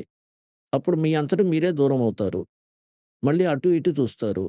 ఎందుకంటే ఇప్పుడు సత్సంగం వినిపించాల్సి ఉంటుంది. సత్సంగంలో కొన్ని సూచనలు ఇవ్వాల్సి ఉంటుంది. అయితే ఈ స్మరణ చేసినా కూడా ముఖం మారకుండా ఉన్నట్లయితే మీ ఒరిజినల్ గురువుగారు, మీ ఒరిజినల్ గాడ్ ఒకానొక సమయంలో చంద్రవిజయుడు అనే రాజు ఉండేవాడు. ఆయనకి ఇంద్రమతి అని ఒక రాణి ఉండేది. ఇంకా ఆమె భగవంతునికి చాలా భక్తిపరురాలు. పూర్వజన్మ వల్ల పూర్వపుణ్యంతో రాజు అవుతారు, రాణి అవుతారు. ఇంకా ఇన్ని సుఖాలు ఉన్నప్పటికీ ఎవరైతే పరమాత్మునికై తపిస్తారో, భగవంతుని భక్తి యందు లగ్నమైన వారు విశేషమైన పుణ్యాత్ములు. ఆ తల్లి ఒకరిని గురువుగా చేసుకుంది. ఆ గురువుగారు చెప్పారు భగవాన్ విష్ణువుని, భగవాన్ శివుణ్ణి పూజించమని. శ్రీరాముని పూజించాలి. 68 తీర్థయాత్రలు సందర్శించాల్సి ఉంటుంది. 68 తీర్థయాత్రలు చేయాల్సి ఉంటుంది. ఏకాదశి వ్రతాన్ని పాటించాలి. ఇలా ఒక నియమం ఉంది అంటారు.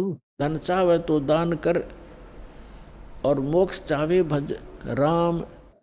మనం ఈ కారుని లోకంలో నివసించాలంటే ధనం కూడా ఉండాలి. రాముని కూడా ప్రాప్తించుకోవాలి. అయితే మనం దానం కూడా చేయాల్సి ఉంటుంది. సత్యనామమును జపించాలి. ఇప్పుడు ఆమెకి వాడు గురువుగారు చెప్పి ఉన్నారు చూడమ్మా, పూర్వజన్మలో నీవు చాలా పుణ్యం చేసి ఉన్నావు. అధిక ధర్మాలు చేశావు. అందుకే రాణివయ్యావు. ముందు ముందు ఇటువంటి మంచి జీవనం ప్రాప్తించుకోవడానికి మీరు సాధు సంతులకు భోజనాలు పెట్టండమ్మా. అయితే మీరు వచ్చిన అతిథులకు భోజనం పెట్టండి. దానివల్ల కూడా పుణ్యమే. అయితే భక్తుడికి, సంత్‌కి భోజనం పెట్టడం ద్వారా గొప్ప ఫలం దక్కుతుంది. ఎలాగైతే మీ దగ్గర పశువులున్నాయో, గేదెలు కానీ, ఆవులు కానీ, ఒక గేదె లేదా ఆవు ఏదైతే పాలిస్తుందో, ఇంకా వేరే పశువులు గూడా ఉన్నాయి. ఏవైతే పాలు ఇవ్వడం లేదో, వాటిని మీరు పోషించాల్సుంటుంది. ఇప్పుడు ఒకటైతే అలా పాలు ఇవ్వనటువంటి పశువులకు మేత వేస్తారో, ఆహారం తినిపిస్తారో అది కూడా మన కర్తవ్యమవుతుంది. కానీ ఆ పాలిచ్చే వాటికి ఎటువంటి మేత వేస్తామో పత్తి గింజలు మొదలైన వాటిని అవి సత్వరమే లాభాన్నిస్తాయి. పొద్దున్నే మంచి దాణా, మంచి మేత వేసినట్లయితే సాయంత్రానికి ఎక్కువ పాలిస్తాయి. అయితే ఈ ప్రకారంగా భక్తులు, సంతులు ఫలాన్నిచ్చేవారు. ఇంకా ఇతరులు ఎవరైతే అతిథులొస్తారో వాళ్ళు భక్తులు కాదు. భక్తులైతే మంచిదే. అది కూడా ఒక కర్తవ్యం అనుకొని మనం వాళ్ళకి కూడా తప్పకుండా భోజనం పెట్టాలి. ఇంకా ఆదర సత్కారాలు, ఆతిథ్య సత్కారాలు చేయవలసి ఉంటుంది. కానీ సాధు సంతులకు భోజనం పెట్టడం అత్యధిక లాభం కలుగుతుంది.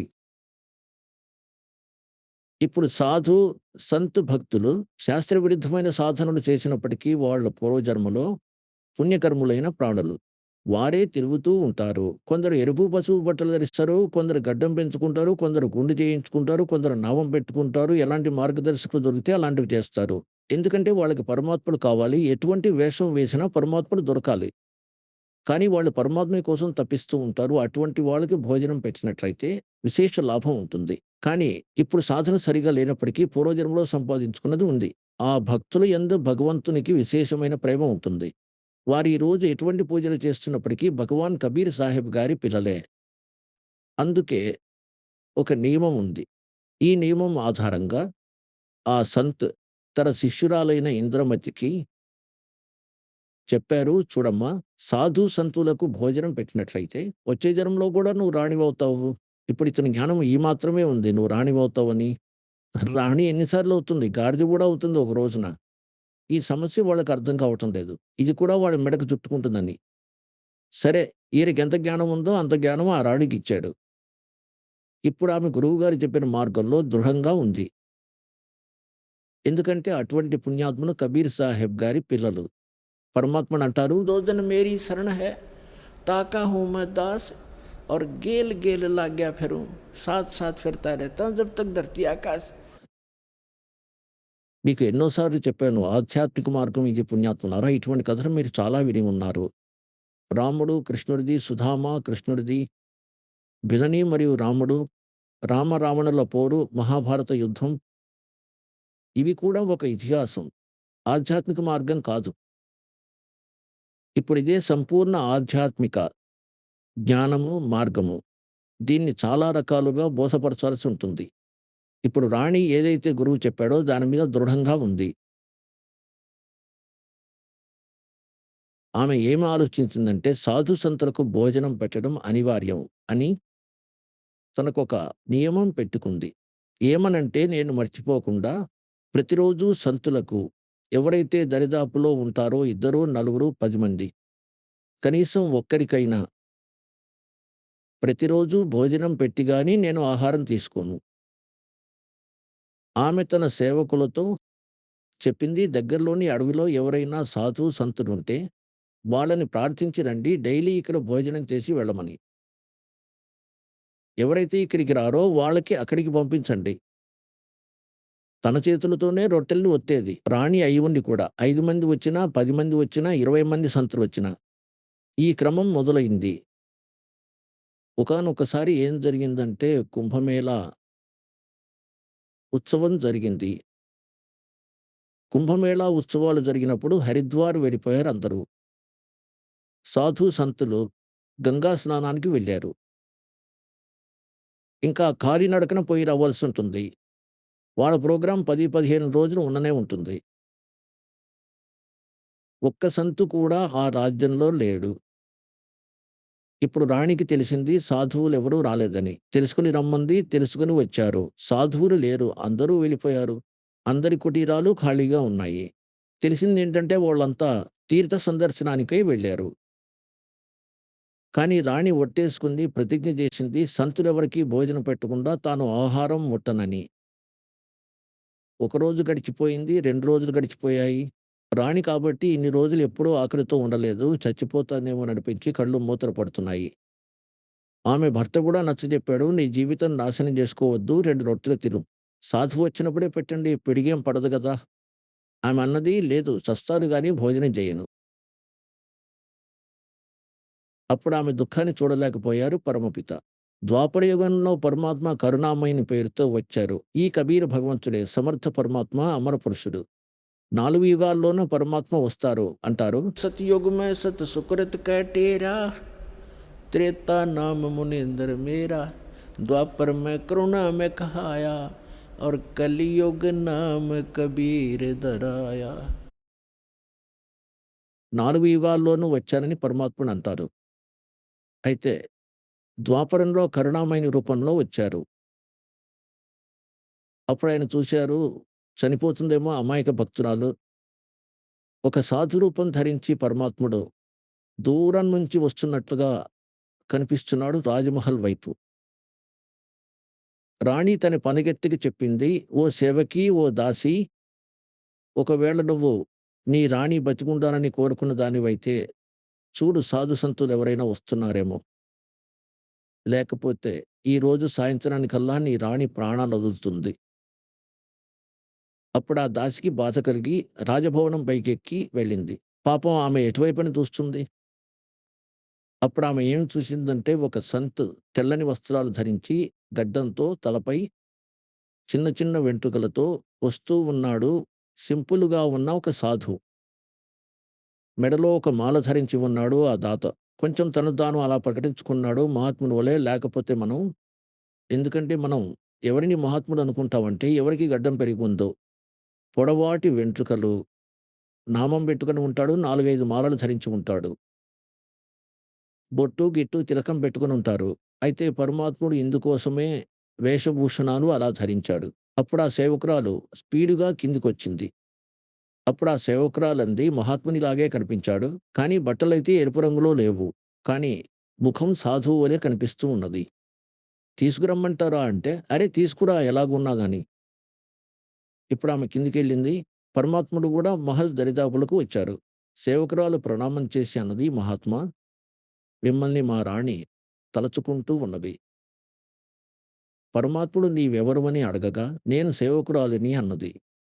అయితే పరమాత్ముడు అన్నారు, "చూడమ్మా, రాణికి సంతుల ఆవశ్యకత అంతగా ఉంటే ఇక్కడికే రమ్మను వీధిలోకి. మేము వేరే వారిళ్ళకు వెళ్ళము. మేము ఇంట్లోకెళ్తే ఆవిడ భర్త అడుగుతారు, 'నువ్వెందుకోసం వచ్చావని?' ఆవిడకి ఆవశ్యకత ఉంటే ఇక్కడికొస్తుంది." సేవకురాలు వెళ్లి సాధువు ఇలా ఇలా అన్నాడని చెప్పగానే రాణికి గట్టి నమ్మకం కలిగింది. వీరు నంబర్ 1 మహాత్ముడని. లేకపోతే రాణిగారు పిలుస్తున్నారు అని చెప్పగానే వాళ్ళు దూడలాగా పరిగెత్తుకుంటూ వస్తారు పిల్లల్లాగా. ధనాశతో ఇంకా మంచి హల్వా దొరుకుతుందని. ఆయన అక్కడెందుకు ఆగారంటే రాణికి ఆవశ్యకత ఉంటే తనే ఇక్కడికొస్తుందని సోదరి. రాణి అన్నది, "నా చేయి పట్టుకో, నాకు ఆసరానివ్వు. సేవకురాలా నన్ను తీసుకెళ్ళి ఆ మహాత్ముని దర్శనం చేయించు. చనిపోయినా మంచిదే. ఆ సంత దర్శనం చేసుకొని." ఎంత దృఢమైన మనిషి! నేను మొదటిసారిగా చూస్తున్నాను. రాణికి ఆవశ్యకత ఉంటే ఆమెనే ఇక్కడికి రమ్మననే మనిషిని. ఎందుకంటే పూర్వజన్మ సంస్కారం వల్ల ఇటువంటి భావాలు వ్యక్తమవుతాయి సాధు భక్తుల్లో. రాణి వెళ్లి చూసింది ఆ ముఖవర్చస్సు. ప్రపంచంలోకెల్లా సుందర స్వరూపుడైన కబీర్ పరమాత్ముడు. ఎన్నిసార్లు వచ్చినప్పటికీ పాదాలపై శిరస్సు నుంచి అన్నది, "ఓ మహాత్మా, మీరు భోజనం చేయండి. ఆహారం తీసుకోండి." పరమాత్ముడన్నారు, "పదమ్మా, ఆహారం తీసుకుందాము." కూర్చునేందుకు ఒక ఆసనం వేసింది. రాణి ఎలాగో అలాగా సేవకురాలి సాయంతో స్వయంగా భోజనం తయారు చేసింది. ఇంకా అన్నది, "మహాత్మా, భోజనం చేయండి." పరమాత్ముడన్నారు, "చూడమ్మా, నువ్వేదైనా అనారోగ్యంతో ఉన్నావా? ఇంతగా ఎందుకు క్షీణించావు?" అప్పుడు ఆమె కథంతా చెప్పింది. "మహాత్మా, నేను ప్రతిరోజు ఒక సాధువుకు భోజనం పెట్టి నేను భోజనం చేసేదాన్ని. సంతులెవరూ ఇక్కడ లేరు. వాళ్ళంతా కుంభమేళా, గంగా స్నానానికి వెళ్లారు. నేటికిది 3వ రోజు మహాత్మా. మీరు రాకున్నట్టయితే నేను చనిపోయేదాన్ని." ఎప్పుడైతే భోజనం తయారు చేసి పరమాత్ముని ముందు పెట్టిందో అప్పుడు పరమాత్ముడన్నాడు, "చూడమ్మా, నేను అన్నగత ప్రాణిని కాదు. నేను తిన్నా తినకపోయినా ఎప్పుడూ ఒకే పద్ధతిలో ఉంటాను." అప్పుడు రాణి అన్నది, "మీరు తినకపోతే నేను తినను. నేను మరణానికైనా సిద్ధము. మరణానికి నేను సిద్ధమే. నా ప్రతిజ్ఞను భంగపరుచుకోలేను." అప్పుడు పరమాత్ముడు అన్నారు, "ఇటు ఇవ్వు తల్లి." సమర్థుడని ఎవరినంటారంటే ఏదనుకుంటే అది చేసేవాడని. పరమాత్ముడు భోజనం చేశారు. తర్వాత ఆమెను అడిగారు, "అమ్మా, ఇది ఏదైతే ఉందో మీకు ఈ మొండితనము ఎవరు చెప్పారు?" రాణి అన్నారు, "నేనొకరిని గురువుగా చేసుకున్నాను. వారు చాలా మంచివారు." పరమాత్మ అడిగారు, "నీవు ఏ సాధనలు చేస్తావు?" శ్రీ విష్ణువుని, శ్రీ శంకర భగవానుడిని, షేరావాలి మాతను ఏదో ఒకటి చేస్తుండేది. ఏకాదశి వ్రతాన్ని ఆచరిస్తాను, తీర్థాలకు వెళుతుంటాను, ఇలా చేస్తాను. అప్పుడు పరమాత్ముడు తన జ్ఞానబోధ మొదలుపెట్టారు. కానీ ఆ రాణి ఎవరైతే ఉన్నారో చాలా భావుకురాలు, శ్రద్ధాళువులాగా. ఎలాగైతే ఈ దాసుడు ప్రారంభంలో ఈ అన్య పంతులకు చెబుతుండేవారో, ఎవరైతే వచ్చి కలిసి సత్సంగం వింటూ ఉండేవారో, చూడండి మీ నామము తప్పు. మీ గురువు సంపూర్ణం కాదు. మీ సాధన తప్పు. ఈ రాధాస్వామి, దందన్ సద్గురు, జై గురుదేవ్ వాళ్ళు, ఇంకా ఈ మొత్తం నిరంకారి వాళ్ళు, వీళ్ళొస్తుండేవాళ్ళు సత్సంగం ఉందని విని. ఎప్పుడైతే ఈ దాసుడు నిజం చెప్పాడో ఈసడించుకునేవారు. మీరు వాళ్ళని నిందిస్తున్నారంటూ లేచి వెళ్ళిపోయేవారు. ఏ సంతని నిందించకూడదంటూ పాపం తగులుతుంది. ఓ అమాయకపు మనుషులారా! నేనేం నిందించాను? మీ గురువు దొంగని చెప్పానా? దోపిడీడు, మోసగాడని చెప్పానా? వాళ్ళ జ్ఞానహీనతను చెప్పాను. జ్ఞానం తక్కువగా ఉంది మీ గురువుల్లో. సంతులైతే మంచివాళ్లే. కానీ వాళ్ళకి అర్థం కాలేదు. ఈ శ్రద్ధాళువులు ఎవరైతే ఉన్నారో వాళ్ళు తమ గురువుని గురించిన నిందను వినలేరు. ఇప్పుడు వాళ్ళొస్తున్నారు ఏడ్చుకుంటూ, బాధపడుతూ. ఘోరంగా ఏడుస్తున్నారు. నాశనం అయిందని. 30 సంవత్సరాలు రాధాస్వామిలో జీవితం నాశనం చేసుకున్నాం. సకలం సర్వనాశనం అయింది. ఒక కొడుకుండేవాడు, వాడు మరణించాడు. ఇప్పుడు ఆ వ్యర్థాలు తీసుకోండి రాధాస్వామిలో, దందన్ సద్గురులో. నిజాలు చెబితే కోపానికి వచ్చేవారు. ఇక్కడి చరిత్రను చూసుకుంటే 1994 నుండి ఇక్కడ చేరిన వాళ్ళ సంతోషాన్ని చూడండి. వాళ్ళ ఇళ్లలో ఏదైనా దుర్ఘటనలు జరిగాయేమో వాళ్ళని అడిగి తెలుసుకోండి. లక్షలాది భక్తులున్నారు. అయితే భగవంతుని శరణాగతి శ్రేష్టం.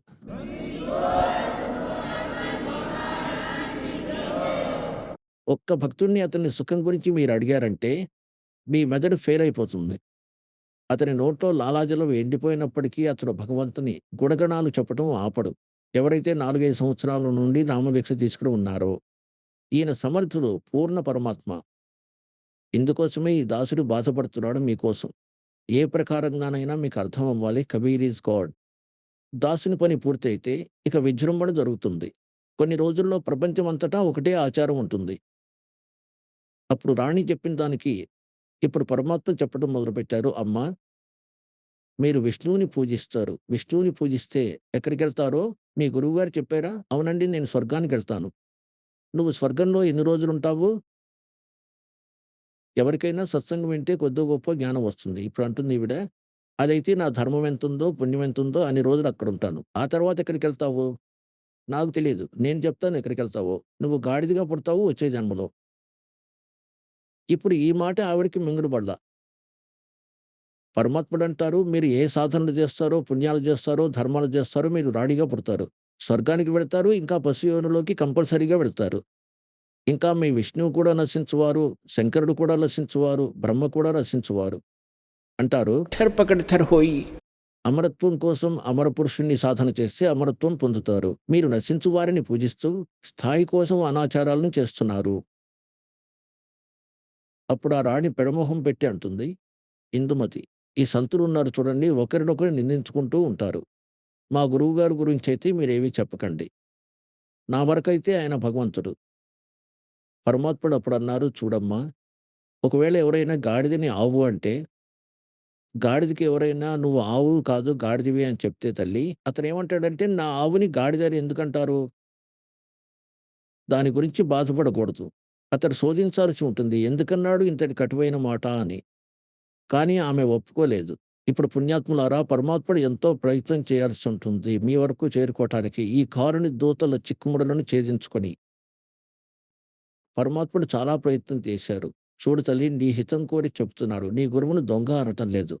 దోపిడీ దొంగ అనటం లేదు. ఆ గురువుకి జ్ఞానం లేదు. ఆయన శ్రీ విష్ణువుని సమర్థ శక్తి అంటున్నారు. శ్రీ విష్ణువు స్వయంగా నశించువాడు. అయితే మీకు రక్షణ ఎలా ఇవ్వగలడు? శివుణ్ణి మీరు భగవంతుడని నమ్ముతారు. పరమాత్ముడు అన్నారు, ఏ సమయంలో భస్మగిరి అనే పేరుగల ఒక సంతు భగవాన్ శంకరుని ఎదుట పైకి కాళ్ళు తల క్రిందుగా పెట్టి 12 ఏళ్లు తపస్సు చేశాడు. మీరు పురాణాల్లో చదివే ఉంటారు. అవునండి. చదివాము, విన్నాము, చదివాము. అప్పుడు ఆ భస్మ కంకణాన్ని శివుణ్ణి కోరుకున్నాడు. ఇంకా శివుణ్ణి చంపే ప్రయత్నం మొదలుపెట్టాడు ఆ భస్మాసురుడు. అయితే భగవాన్ శివుడు ఏం చేశాడు? పారిపోయాడు కదా! అయితే ఆయన అవినాశియా? ఎవరినైతే నువ్వు అవినాశి అని నమ్ముతున్నావో వారిని నువ్వు రక్షణ కోరుతున్నావు. ఆయనకాయనే సురక్షితంగా లేడు. ఆ విషయాలన్నీ నిజమే.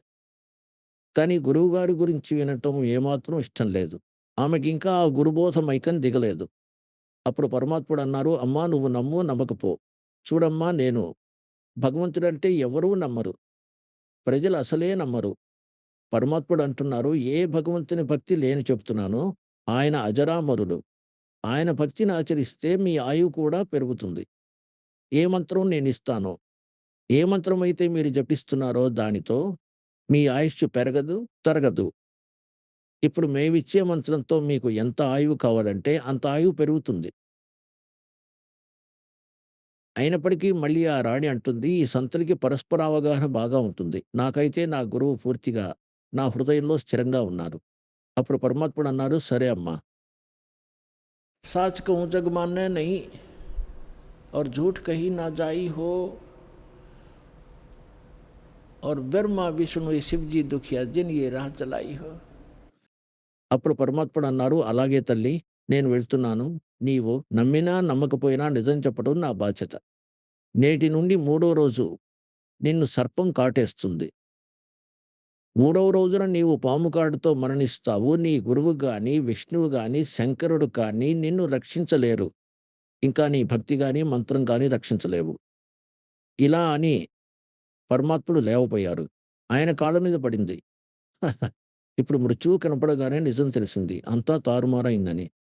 సాధువు సంతులు అబద్ధాలు చెప్పరు. పాదాలపై పడింది. అప్పుడన్నది, "మహాత్మా నిజంగానా?" పరమాత్ముడన్నారు, "మూడో రోజు తరువాత నీకు ఆయువు మిగిల్లేదు. ఇంకా 84 లక్షల యోనుల్లోకి వెళ్తావు."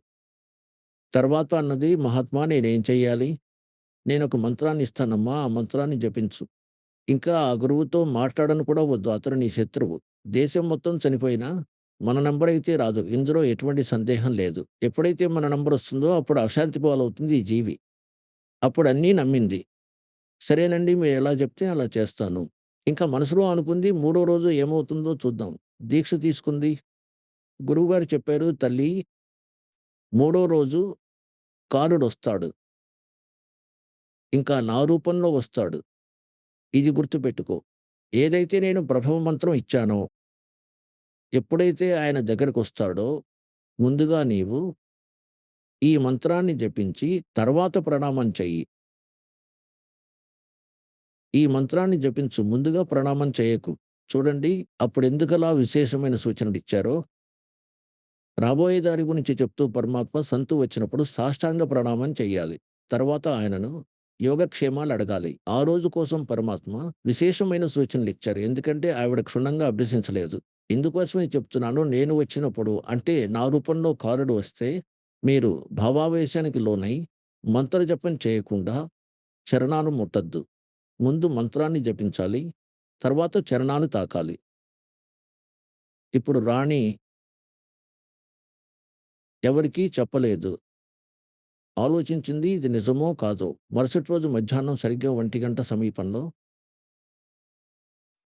పరమాత్ముని రూపంలో కారుడు వెళ్ళాడు. కరుణామయిని రూపంలో. ఇంకా అన్నాడు, "ఇంద్రమతి, ఇంద్రమతి ఎక్కడున్నావు తల్లి?" ఇప్పుడు ఇంద్రమతి చూసి గురువుగారొచ్చారు అనుకుంటూ మనసులో ఆ మాట గుర్తొచ్చింది. గురువుగారు ఇది గూడా అన్నారని. అప్పుడు ప్రథమ మంత్రం జపించింది. అదే, ఇదే ఆ కంప్లీట్ కోర్స్ నేను మీకిచ్చింది. ఆ ప్రథమ మంత్రంలోని ప్రథమ నామంతోనే ఒక్కసారిగా అతని స్వరూపం మారిపోయింది. ఇంకా వికృతమైన మొహం, పెద్ద పెద్ద దంతాలు, పెద్ద పెద్ద కళ్ళు, భయంకరమైన శరీరం కనిపించింది. అయితే ఆ కారుడు చూసుకున్నాడు. ఈమె నా మాయ రూపాన్ని తొలగించేసింది. అన్నాడు, "ఇప్పుడైతే బతికిపోయావు. నీ దగ్గర ఎంతో శక్తివంతమైన మంత్రం ఉంది. నిన్ను తర్వాత చూసుకుంటాను." ఇప్పుడు రాణి ప్రాణం దక్కింది. అదే 10,000. గురువుగారికి వందలాది వందనాలు. తన సేవకులందరికీ చెప్పింది, "కారుడు వచ్చాడు. ఈరోజు నేను మరణించాల్సిన దాన్ని. నేను ఎవరినైతే గురువు చేసుకున్నానో నా ఆయుష్‌ను పెంచారు." ఇప్పుడు ఆమె రాజుగారికి చెప్పింది. వారి దర్బారుకు వెళ్ళి రాజు అన్నాడు, నువ్వాగు. కారుడొస్తే నిన్ను వదిలిపెడతాడా? నువ్వైతే ఇటువంటివి అంటూనే ఉంటావు. ఎవరేం చెప్తే వాళ్ళ మాటల్ని నమ్మేస్తావు. ఈ ఘటన ఆమెకు పాపం నిజంగా జరిగింది. రాజు మాటతో పట్టింపు లేదు. ఆమె వెనక్కొచ్చింది. ధన్యవాదాలు తెలిపింది. తనకు మృత్యువు తప్పినందుకు. ప్రశాంతంగా వచ్చి పడుకొని, ఓ భగవంతుడా! ఓ పరమాత్మ, దయ ఉంచి నాకు గురువునిచ్చావు. ఇటువంటి మంత్రాన్నిచ్చారు. ఇక నా జీవితం రక్షించబడింది. ఇప్పుడు ఆమె పడుకుంది బెడ్ మీద. చాలా సంతోషంగా. అంతలోనే కారుడు సర్పరూపం ధరించి వచ్చాడు. సర్పరూపంలో వచ్చాడు. రాణిని కాటేసింది. కాటేస్తూనే కళ్ళు తెరిచింది. మళ్ళీ అది పాక్కుంటూ పోవటం చూసింది. గట్టిగా అరిచింది. పాము కాటేసింది, పాము కాటేసింది అని. నౌకర్లు, చాకర్లు కట్టెలు తీసుకొని పరిగెత్తుకుంటూ వచ్చారు. అది రాజుగారి పెద్ద మహల్. అది పోవటం కనిపించింది అందరికీ. తూములోంచి వెళ్ళిపోయింది. రాణి అచేతనమైపోయింది. మృత్యువు ప్రాప్తించింది.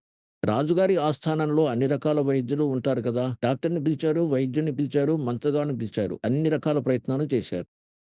అందరూ చనిపోయిందని ప్రకటించారు. అప్పుడు పరమాత్ముడొచ్చారు. సేవకులు, సేవకురాళ్ళు అన్నారు, ఎవరైతే ఆ రోజు భగవంతుడిని చూశారో. అప్పుడు సేవకురాళ్ళన్నారు, గురువుగారు, మీ శిష్యురాలిని సర్పం కాటేసింది. పాము కాటుతో మరణించింది. హాహాకారాలు చేశారు. అప్పుడు పరమాత్ముడు ఇలా చేసి ఏదో మంత్రం వేసినట్లుగా చేసి అన్నారు, లే తల్లి.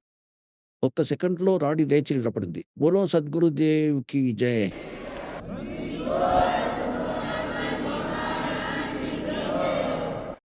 धन धन सतगुरु सत कबीर भगत की पीड़ मिटाने वाले। धन धन सत कबीर भगत की पीड़ मिटाने वाले। भक्त की पीड़ मिटाने वाले, भक्त की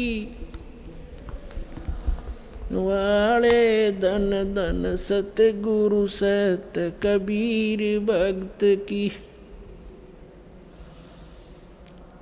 रहे नल नील यतन कर हार, तब सतगुरु से करी पुकार। रहे नल नील यतन कर हार, तब सतगुरु से करी पुकार। जा सतरेखा लिखी अपार, सिंधूप सिला तराने वाले। जा सतरेखा लिखी अपार, सिंधूप सिला तराने वाले। धन धन सतगुरु सत कबीर भक्त की पीड़ मिटाने वाले। भक्त की पीड़ मिटाने वाले, भक्त की। धन धन सतगुरु सत कबीर भक्त की। डसी सर्प ने जब जा पुकारी, इंद्रमती अकुलाए। डसी सर्प ने जब जा पुकारी, इंद्रमती अकुलाए। आपने तुरंत करी सहाय, बेरूली मंत्र सुनाने वाले। आपने तुरंत करी सहाय, बेरूली मंत्र सुनाने वाले। धन धन सतगुरु सत कबीर भक्त की पीड़ मिटाने वाले। भक्त की पीर मिटाने वाले। धन धन सतगुरु सत कबीर भक्त की। दामोदर सेठ के होठ अकाज, अर्ज करी डूबता देख जहाज। दामोदर सेठ के होठ अकाज, अर्ज करी डूबता देख जहाज। लाज मेरी रखियो गरीब नवाज, समुद्र से पार लंघाने वाले। लाज मेरी रखियो गरीब नवाज, समुद्र से पार लंघाने वाले। धन धन सतगुरु सत कबीर भक्त की। भक्त की पीड़ मिटाने वाले, भक्त की पीर मिटाने वाले, धन धन सतगुरु सत कबीर। कह कर जोर दीन धर्मदास दरस दे, पूर्ण करियो आस। कह कर जोड़ दीन धर्मदास दरस दे, पूर्ण करियो आस। मेटियो जन्म मरण की तरास, वो सत्य पद प्राप्त कराने वाले। मेटियो जन्म मरण की तरास, वो सत्य पद प्राप्त कराने वाले। धन धन सतगुरु सत कबीर, भगत की पीड़ मिटाने वाले। भगत की पीड़ मिटाने वाले, भक्त की पीड़ मिटाने वाले। धन धन सतगुरु सत कबीर, भगत की भक्त की पीड़ मिटाने वाले, भक्त की पीड़ मिटाने वाले। धन धन सतगुरु कबीर, भक्त की। कह कर जोड़ दीन धर्मदास दरस दे, पूर्ण करियो आस। कह कर जोड़ दीन धर्मदास दरस दे, पूर्ण करियो आस। मेटियो हो जन्म मरण की तरास, सत्य पद प्राप्त कराने वाले। धन धन सतगुरु सत कबीर, भगत की पीड़ मिटाने वाले। डसी सर्प ने जब जाए पुकारी, इंद्रमती अकुलाए। आपने तुरंत करी सहाय, बिरहुली मंत्र सुनाने वाले। పరమాత్ముడు లీలను చేశారు. రాణి అడిగింది, గురువుగారు ఇది ఏవి మంత్రము? పరమాత్మ అన్నారు, అమ్మా ఇది బ్రోలీ మంత్రము. బ్రోలీ మంత్రం అంటే రామనామము శక్తివంతము, గురు శరణాలే శక్తివంతము. ఆయన అదో సాకుగా చూపించారు పిల్లవాడిని అనునయించడానికి. కానీ ఆయన సమర్థ శక్తివంతుడు. మంత్రాల ఆవశ్యకత ఏముంది ఆయనకి? ఇప్పుడు రాణి ఆనందానికి పట్టపగ్గాలు లేవు. ఇప్పుడు రాజుకి నమ్మకం కలిగింది. మంత్రగాడు ఫెయిల్ అయ్యాడు, వైద్యుడు ఫెయిల్ అయ్యాడు. ఒకటైతే గట్టిగా నమ్మాడు, సంతు సరైనవాడు. కానీ రాజుగారి బుద్ధి అందరూ వెక్కి ఉంటుంది. పుణ్యకర్ములైన ప్రాణులైనప్పటికీ దౌర్భాగ్యవంతులు అవుతారు ఎవరైతే భక్తిని ఆచరించరో. అయితే రాణి అయినా రాజు అయినా ఎవరైతే భక్తిని ఆచరిస్తారో, సత్య సాధన చేస్తారో, ఎలా చేసినప్పటికీ పరమాత్ముడు అంటారు, చాహే కోయి భక్తి करे कपट की, और उसको भी अपनाऊं, और श्याम दाम दंड भेद से ती, फिर सिद्ध मार्ग लाऊं. ఇప్పుడు చూడండి, పరమాత్ముడు కాలుణ్ణి ఎంత మాత్రం రానివ్వడు. ఎందుకోసం రానిచ్చాడంటే రాణికి నమ్మకం కలగాలని, ఇంకా సంత సత్యమే చెప్పాడని. పరమాత్మనికి అర్థమైంది ఇంకో గురువు రాగానే ఈయన్ని వదిలేస్తుందని. ఆయన పాదాలను తాకుతుంది, ఆయనకి హారతిస్తుంది. ఇంకా పుణ్యాత్ములారా, గురువుకో తజే భజే జో అన్నా, అర్థాపశువాకో ఫోకట్ జ్ఞాన. పరమసంతును వదిలి నకిలీల మీద ఝాసపడితే అది పనికిరాని జ్ఞానము, శ్రద్ధ లేనిది. जैसे पति भरता पति से राती, आन पुरुष नहीं भावे, और बस पीहर में सुरत प्रीतम में ऐसे ध्यान लगा. ఎందుకంటే ఇంతకుముందు మీరు కొలవటానికి ఎటువంటి కొలత బొద్ద లేదు, పరిశోధించే ఎటువంటిదేది వస్తువు లేదు, పరికరం లేదు. ఇప్పుడు ఈ దాసుడు మీకు సంతును పరిశోధించగలిగిన పరికరాన్ని ఇస్తాడు. దీనితో కొలవచ్చు జ్ఞానం ఉందా లేదా అని. ఎలాగైతే ధర్మదాస్ గారు కూడా వేరే సాధన చేస్తూ ఉండేవారు. పరమాత్ముడు నిజమైన జ్ఞానాన్ని ఇచ్చినప్పటికీ అతని బుద్ధి భ్రష్టమైపోయింది మధ్యలో. అయితే తర్వాత పరమాత్ముడు కలవలేదు. అయితే ఆయన అనుకున్నాడు సాధు సంత రూపంలో కలిశాడు కదా అని. ఏ సంతును చూసినా ధర్మదాస్ ఆయన దగ్గరికి వెళ్ళేవాడు. వెళ్ళగానే అనేవాడు, గురువుగారు బాగున్నారా? బాగున్నాను నాయన, రా. ఆయన్ని అడిగారు. ఆయన ఏం ప్రసంగిస్తున్నారంటే బ్రహ్మ విష్ణు మహేశ్వరుల తల్లిదండ్రులు ఎవరు? ఆయన అంటారు, వాడు అజరామరుడు సర్వేశ్వరుడు. ఈ విషయాన్ని ఎక్కడి నుండి తీసుకొచ్చావు? అప్పుడే లేచి వెళ్ళిపోయేవారు. కాదు, ఈయన సంతు కాదని. అయితే ఆయన దగ్గర ఒక కులబద్దు ఉంది, వాళ్ళని కొలిచేందుకు. అప్పుడు ఆయనకు పరమాత్ముడు మళ్ళీ కలిసినప్పుడు, అదైతే ఆ పనంతా కావాల్సిందే కదా, ఇదివరకైతే మీ దగ్గర అలాంటి మెజర్‌మెంట్ టేప్ లేదు. దేంతో అయితే మీరు దాన్ని కొలిచేందుకు, తూచేందుకు, శోధించేందుకు. పూర్ణ సంతు దొరికినప్పటికీ పూర్వ గురువు మీద నమ్మకం పోలేదు. వాడు మీ జీవన నాశకులు. ఆ! వాళ్ళకి అర్థమయ్యేటట్టు చెప్పండి. గురువుగారు, ఎవరైతే పూర్వం గురువులు, భక్తుడా, మహాత్మా, ఆదరంగా చెప్పండి. మీరు తప్పు దిశలో వెళ్తున్నారు. ఈ ప్రశ్నకి సమాధానం మీరైనా ఇవ్వండి. లేదా నాతో రా, నామదీక్ష తీసుకో, మోక్షం పొందు. ఈ మాత్రం స్నేహమే పెట్టుకో. ఇంతకు మించిన స్నేహం వద్దు. పరమాత్మ ఈ కాలుడిని రానివ్వడు. ఏ రూపంలోనైనా ఆ ఇంట్లోకి తొంగి కూడా చూడలేడు ఈ కాలుడు. పరమాత్ముడు ఇందుకే వదిలాడు. కారుడొచ్చి తన పని చేసుకుంటాడు. ఈ రాణికి కూడా నమ్మకం కలుగుతుంది అని. లేకపోతే ఈ జీవితం నాశనం చేసుకుంటుంది. ఈ కథ మధ్యలోనే ముగిసిపోతుంది. దాని తర్వాత ఎటువంటి దృఢ విశ్వాసం వచ్చిందంటే ఆ రాణికి, పరమాత్ముడు తప్ప ఇంకేదీ కనిపించటం లేదు. రాజు కూడా వద్దనలేదు. ఎందుకంటే తన రాణికి పునర్జన్మ దొరికింది ఈ సంతు వల్ల. పరమాత్మ వస్తూ పోతూ ఉన్నారు ఆ ఇంట్లోకి. జ్ఞానాన్ని వినిపిస్తూ భోజనం చేసి వారిని ఉద్ధరించేవారు. వారి ధర్మాన్ని పెంచేవారు. అయితే ఒకరోజు రాణి అన్నది, "గురువుగారు, నా భర్తకు కూడా బోధించండి." "అలాగే అమ్మా" అని అన్నారు. "పిలువు అతన్ని." రాజు పిలిపించబడ్డాడు. పరమాత్ముడు ఆయనకి తెలియజేయటం మొదలుపెట్టారు. "నాయనా, పరమాత్మని యందు భక్తిని ఆచరించాలి. ఈ రాజరికాలు శాశ్వతం కావు. ఒకానొక రోజు మృత్యువు సంభవిస్తుంది. పరమాత్మని భక్తిని ఆచరిస్తూ ఉండాలి." అయితే రాజు అన్నాడు, "గురువుగారు చూడండి, నేనైతే పార్టీలకు అటెండ్ అవ్వాల్సుంటుంది. ఎందుకంటే మందు, గిందు తాగాల్సుంటుంది. ఇంకా నా దగ్గర సమయం లేదు. కానీ నేను మీ శిష్యురాలిని ఆపను. ఎంతైనా దానం చేసినప్పటికీ, ఎంతైనా సత్సంగాలు చేయించుకోండి. నా తరం కాదు ఈ భక్తి, గిక్తి ఆచరించటం." పరమాత్ముడు చెప్పారు, "రాజ్యపాలన చెయ్యి, భక్తి కూడా చెయ్యి. ఇబ్బందేముంది? మీరు పార్టీలకు వెళ్ళినప్పుడు మదిర సేవించకండి. మీరు సాధు సంతువులుగా మారినట్లయితే పార్టీల మీద వ్యామోహం ఉండదు.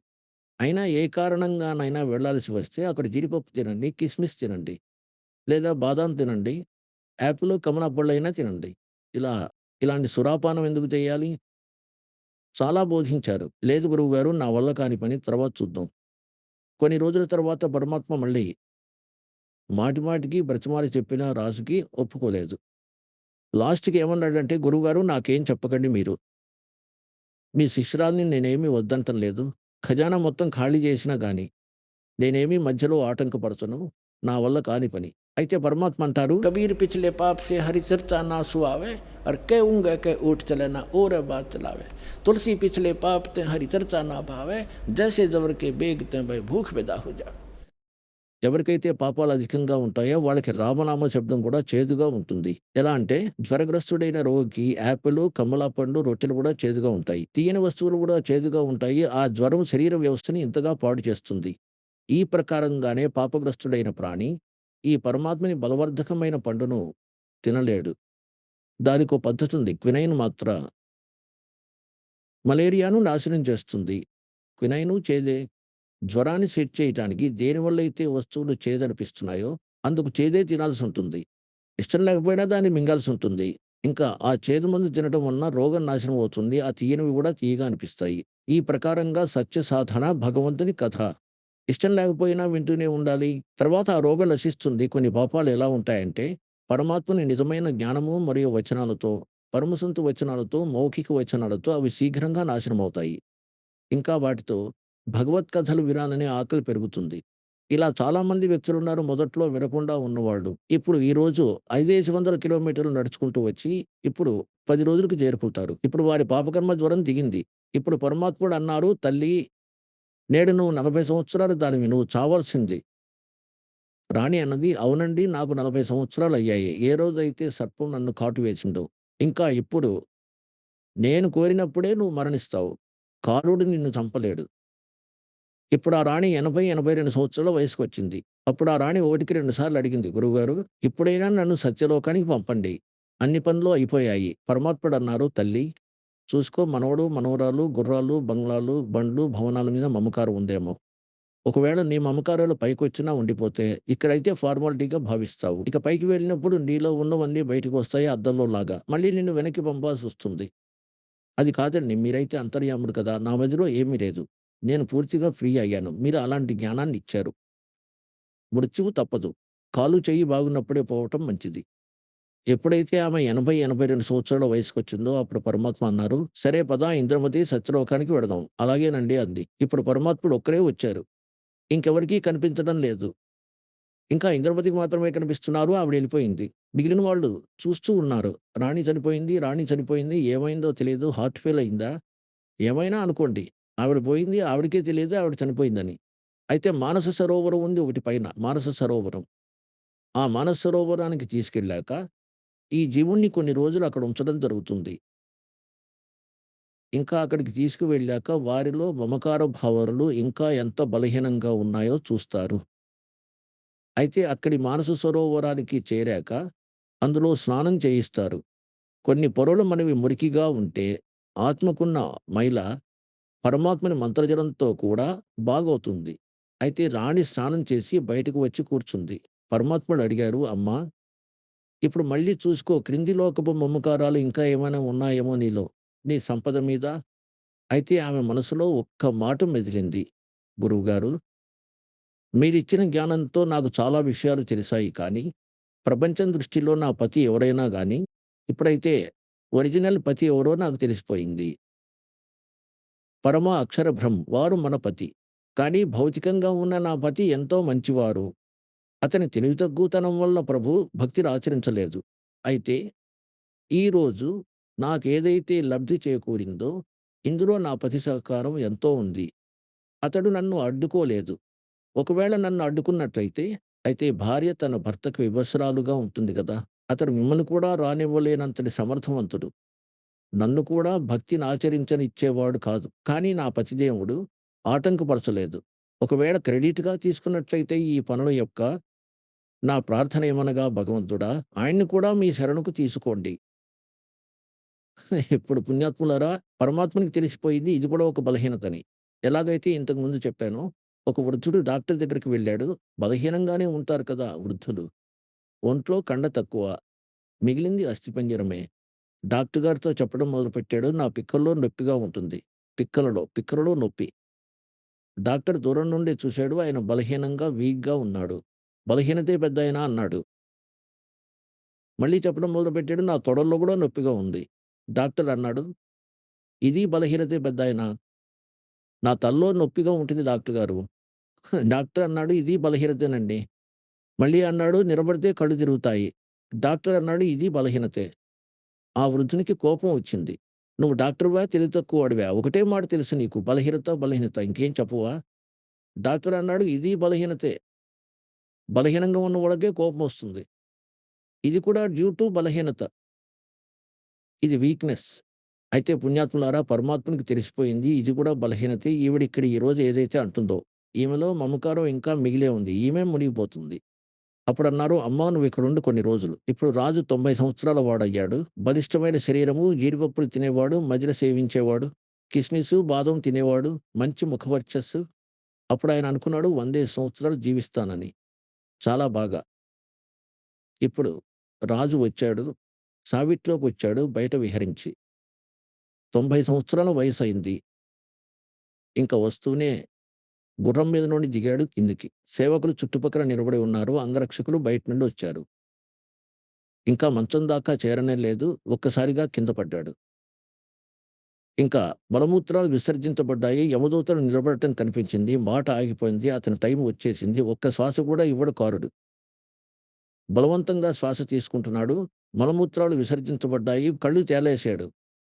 వైద్యులు, డాక్టర్లు ఎన్నెన్నో ప్రయత్నాలు చేశారు. అన్ని మందులు ఇచ్చారు. తర్వాత వీళ్ళకి అర్థమైపోయింది అంతిమ సమయం ఆసన్నమైందని. అప్పుడు పరమాత్ముడు, "చూడు తల్లి ఆ మనిషి పరిస్థితి ఎలా అయిందో చూడు." 4 వైపులా యమదూతలు నిలబడి ఉన్నారు. ఇంకా అతన్ని భయపెడుతూ నోరు కట్టేశారు. ఇప్పుడు అతనికి మాట రావటం లేదు. ఇంకా భూమిని కొరుస్తూ తిరిగేవాడు. చెప్పింది వినేవాడు కాదు. అప్పుడు రాణి అన్నది, "చూడండి నేను మీకేం చెప్పగలను. ఆయన నాకు చాలా మద్దతునిచ్చాడు." పరమాత్మునికి అర్థమైంది. ఈమె ఏం చెప్పాలనుకుంటుందో. "తల్లి నేను వెడతాను" అని పరమాత్ముడు అక్కడ ప్రత్యక్షమయ్యారు. వారి చావిట్లో. కబీర్ సాహెబ్ రావటంతోనే యమదూతలు ఇలా ఒక్కసారిగా మాయమయ్యారు. రాజు స్పృహలోకొచ్చాడు. ఆ రాజుకి పరమాత్ముడు ఎదురుగా నిలబడి కనిపించారు. పాదాలపై పడ్డాడు. ఇంకా ఆ యమదూతలు ఆకాశంలో కనపడ్డారు. ఓసారి వాళ్ళని చూసి, ఓసారి పరమాత్ముడిని చూశాడు. పరమాత్ముడు అన్నారు, "నాయనా ఈరోజు నీ ఎండ్ వచ్చింది. చంద్ర విజయ్, నీ శ్వాస మిగిలి లేదు అన్నాడు. నిజమేనండి. అప్పుడు పరమాత్ముడు అన్నారు, ఇప్పుడేం కావాలి నీకు? నాకు భక్తిని అనుగ్రహించండి. భక్తినివ్వండి, భక్తిని ఆచరిస్తూ ఉంటాను. అయితే పుణ్యాతులారా, ఎప్పుడైతే చీటీ తెగుతుందని నమ్మకంగా తెలుస్తుందో అప్పుడు కళ్ళు తెరుచుకుంటాయి. అప్పుడు భగవంతుడు కనిపిస్తాడు. అంటారు, దుఃఖ మే సుమన్ సబ్ కరే సుఖ మే కరే నా కోయ్, అర్ జై సుఖ మే సుమన్ కర్ లియే దుఃఖ్ క్యోं హోయ్. అప్పుడు పరమాత్ముడు అన్నారు, 2 సంవత్సరాలు ఇస్తాను నీకు. 2 సంవత్సరాల్లో సరైన భక్తిని ఆచరిస్తే సరే, లేకుంటే దుర్గతి పాలవుతావు. ఇక పిల్లలకి రాజ్యాన్ని అప్పగించాడు. మాలను తీసుకుని కూర్చున్నాడు. 2 సంవత్సరాల్లో మొత్తం లోటంతా పూడ్చాడు. అంటారు, జీవన్ తా థోడా ఇవ్వలా జ సత్ సుమరణ హో అర్ లాఖ్ బరస్ కా జీవన లిఖత్ రహనీ కో. ఈ ప్రకారంగా కబీర్ భగవానుడు ఆ ఇద్దరు ప్రాణులకు మోక్షాన్ని ఇచ్చారు. బోలో సద్గురుదేవ్ కి జై.